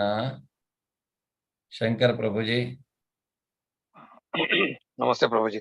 ಎಲ್ಲೆಲ್ಲಿಯೂ ಪ್ರತಿಯೊಂದು ಜೀವಂತ ಪ್ರಾಣಿಯಲ್ಲಿಯೂ ಒಂದೇ ಸಮನಾಗಿ ಪರಮಾತ್ಮನು ಇರುವುದನ್ನು ಕಾಣಬಲ್ಲವನು ತನ್ನ ಮನಸ್ಸಿನಿಂದ ತನ್ನನ್ನು ಹೀನ ಸ್ಥಿತಿಗೆ ತಂದುಕೊಳ್ಳುವುದಿಲ್ಲ. ಹೀಗೆ ಅವನು ಪರಮಗತಿಯನ್ನು ಸೇರುತ್ತಾನೆ. ಹರೇ ಕೃಷ್ಣ ಪ್ರಭುಜಿ. ಆತ್ಮ ಯಾರು ಏನು ಮಾಡ್ಲಿಕ್ಕೆ ಸಾಧ್ಯ ಇಲ್ಲ, ಆದ್ರೂ ಹೀನ ಸ್ಥಿತಿಗೆ ಅದು ಬರಬಾರದು ಅನ್ನುವಂಥದ್ದು. ಅದರಿಂದ ಪರಮಾತ್ಮನ ನಾವು ಅರ್ಥ ಮಾಡ್ಕೊಳ್ಳೋ, ಇಲ್ಲಾಂದ್ರೆ ನಮ್ಮ ಆತ್ಮ ಹೀನ ಸ್ಥಿತಿಗೆ ಬಂದ್ಬಿಡತ್ತೆ ಅಲ್ವಾ. ಅದರಿಂದ ಜೀವಂತ ಪ್ರಾಣಿಯಲ್ಲಿಯೂ ಒಂದೇ ಸಮನಾಗಿ ಪರಮಾತ್ಮನು ಇರುವುದನ್ನ ಕಾಣಬೇಕು. ಅವನು ಪ್ರತಿಯೊಬ್ಬರ ಹೃದಯದಲ್ಲಿ ಪರಮಾತ್ಮ ಇದ್ದಾನೆ. ಅದನ್ನ ನಾವು ನೋಡ್ಬೇಕು.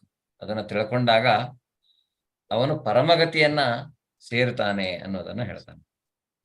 ಪ್ರಕೃತಿಯೈವ ಚ ಕರ್ಮಾಣಿ ಕ್ರಿಯಮಾಣಾನಿ ಸರ್ವಶಃ ಯಃ ಪಶ್ಯತಿ ತಸ್ಮಾನಂ ಅಕರ್ತಾರಂ ಸ ಪಶ್ಯತಿ.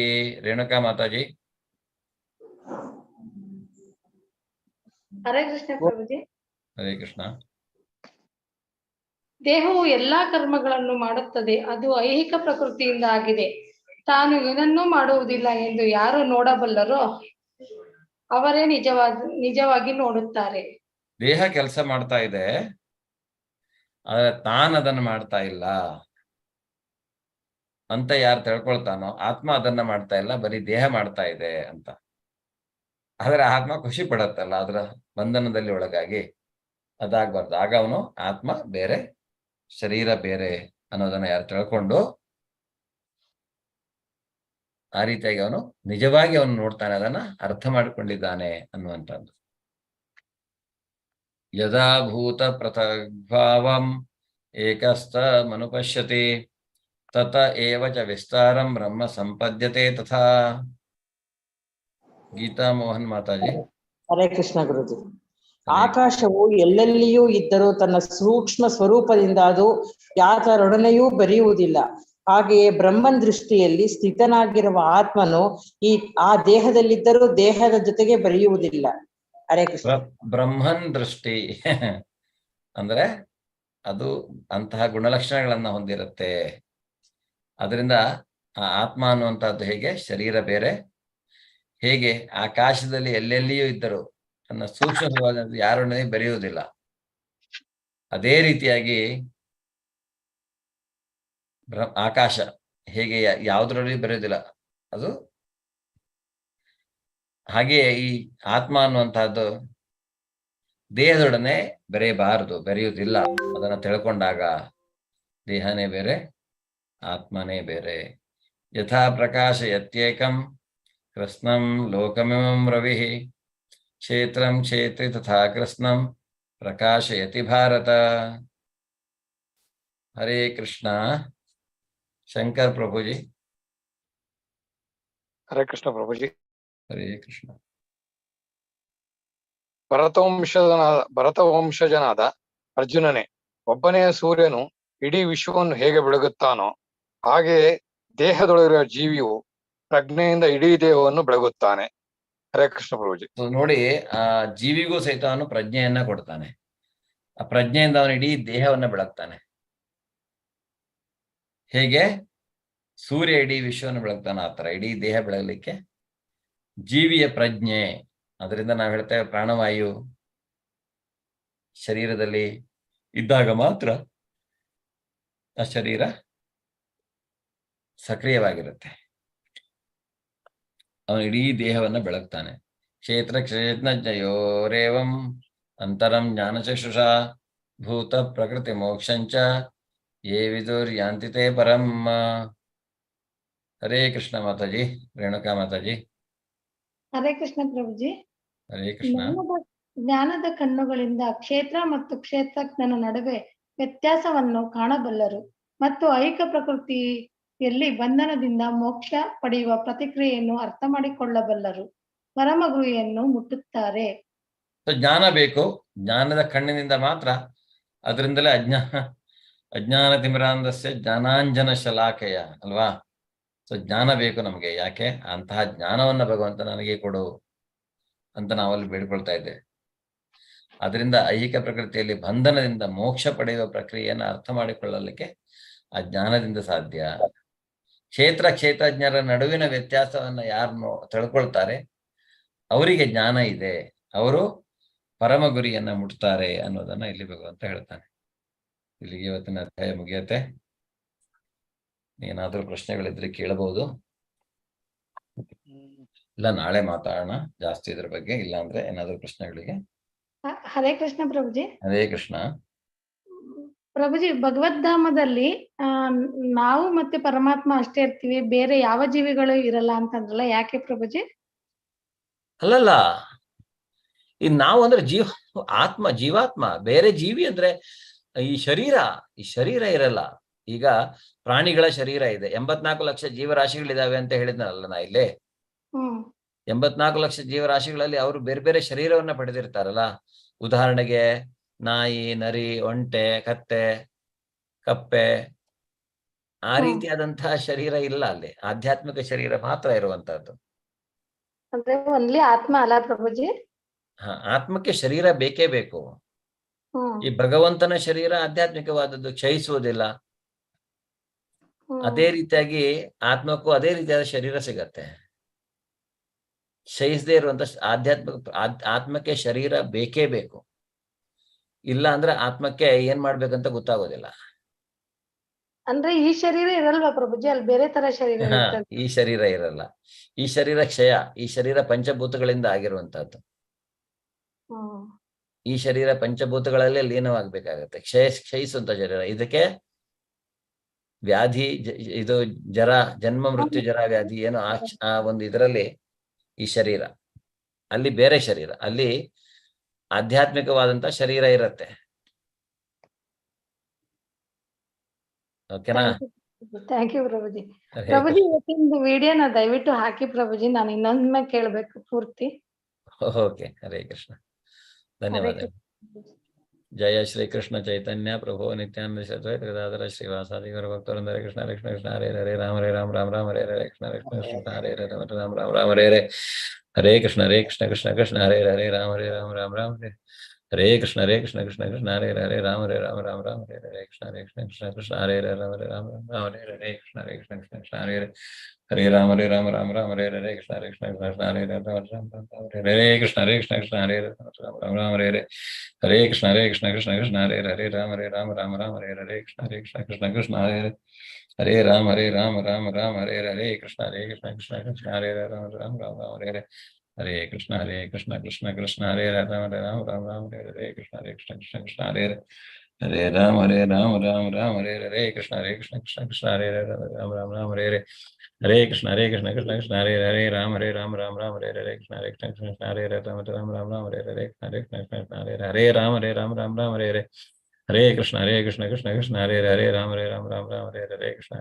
कृष्ण कृष्ण हरे राम हरे राम हरे हरे कृष्ण कृष्ण कृष्ण हरे राम हरे हरे कृष्ण कृष्ण हरे राम हरे कृष्ण कृष्ण कृष्ण हरे हरे राम हरे राम हरे हरे कृष्ण कृष्ण कृष्ण हरे राम हरे हरे कृष्ण कृष्ण कृष्ण हरे राम हरे राम हरे हरे कृष्ण कृष्ण कृष्ण हरे राम हरे राम हरे हरे कृष्ण कृष्ण कृष्ण हरे राम हरे हरे कृष्ण कृष्ण कृष्ण हरे राम हरे हरे कृष्ण कृष्ण कृष्ण हरे हरे राम हरे राम हरे हरे कृष्ण कृष्ण कृष्ण हरे राम हरे हरे कृष्ण कृष्ण कृष्ण हरे राम हरे राम हरे हरे कृष्ण कृष्ण कृष्ण हरे राम हरे राम हरे हरे हरे कृष्ण कृष्ण कृष्ण हरे राम हरे हरे कृष्ण कृष्ण कृष्ण हरे राम हरे हरे कृष्ण कृष्ण कृष्ण हरे राम हरे हरे हरे कृष्ण कृष्ण कृष्ण हरे राम हरे राम हरे हरे कृष्ण कृष्ण कृष्ण हरे राम हरे हरे कृष्ण कृष्ण कृष्ण हरे राम हरे राम हरे हरे कृष्ण कृष्ण कृष्ण हरे राम हरे राम हरे हरे कृष्ण कृष्ण कृष्ण हरे राम हरे हरे कृष्ण कृष्ण कृष्ण हरे राम हरे राम हरे हरे कृष्ण कृष्ण कृष्ण हरे राम हरे हरे कृष्ण कृष्ण हरे राम हरे राम हरे हरे कृष्ण कृष्ण कृष्ण हरे राम हरे राम हरे हरे कृष्ण कृष्ण कृष्ण हरे राम हरे हरे कृष्ण कृष्ण कृष्ण हरे राम हरे राम हरे हरे कृष्ण कृष्ण कृष्ण हरे राम हरे राम हरे कृष्ण कृष्ण कृष्ण हरे हरे राम हरे राम हरे हरे कृष्ण कृष्ण कृष्ण हरे राम हरे राम हरे हरे कृष्ण कृष्ण कृष्ण हरे राम हरे राम हरे हरे कृष्ण कृष्ण हरे राम हरे राम हरे हरे कृष्ण कृष्ण कृष्ण हरे राम हरे हरे कृष्ण कृष्ण कृष्ण हरे राम हरे राम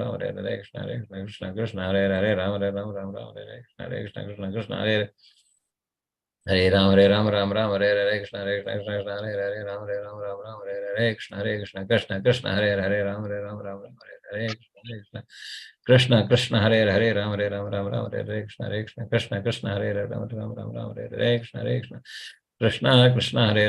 राम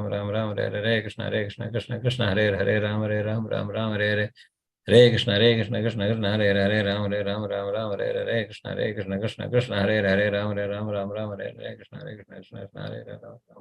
कृष्ण कृष्ण कृष्ण हरे राम हरे राम हरे हरे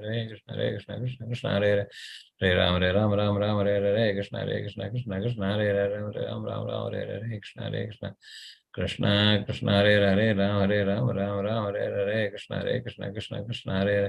कृष्ण कृष्ण हरे राम हरे राम हरे हरे कृष्ण कृष्ण कृष्ण हरे राम हरे राम हरे हरे कृष्ण कृष्ण कृष्ण हरे राम हरे हरे कृष्ण कृष्ण कृष्ण हरे राम हरे हरे कृष्ण कृष्ण कृष्ण हरे हरे राम हरे राम हरे हरे कृष्ण कृष्ण कृष्ण हरे राम हरे हरे कृष्ण कृष्ण कृष्ण हरे हरे राम हरे राम हरे हरे कृष्ण कृष्ण कृष्ण हरे राम हरे हरे कृष्ण कृष्ण कृष्ण हरे राम हरे हरे हरे कृष्ण कृष्ण कृष्ण हरे राम हरे राम हरे हरे कृष्ण कृष्ण कृष्ण हरे राम हरे हरे कृष्ण कृष्ण हरे राम वाञ्छाकल्पतरुभ्यश्च कृपा सिन्धुभ्यः च पतितानां पावनेभ्यो वैष्णवेभ्यो नमो नमः भगवद्गीता ग्रंथराज के जयवागली ಶ್ರೀಲ ಪ್ರಭುಪಾದರಿಗೆ ಜಯವಾಗಲಿ ಅನಂತ ಕೋಟಿ ವೈಷ್ಣವ ವೃಂದಕ್ಕೆ ಜಯವಾಗಲಿ ಇಲ್ಲಿ ಎಲ್ಲ ಭಕ್ತ ವೃಂದಕ್ಕೂ ಜಯವಾಗಲಿ ಹರೇ ಕೃಷ್ಣ ಧನ್ಯವಾದಗಳು ಎಲ್ರಿಗೂ ಹರೇ ಕೃಷ್ಣ.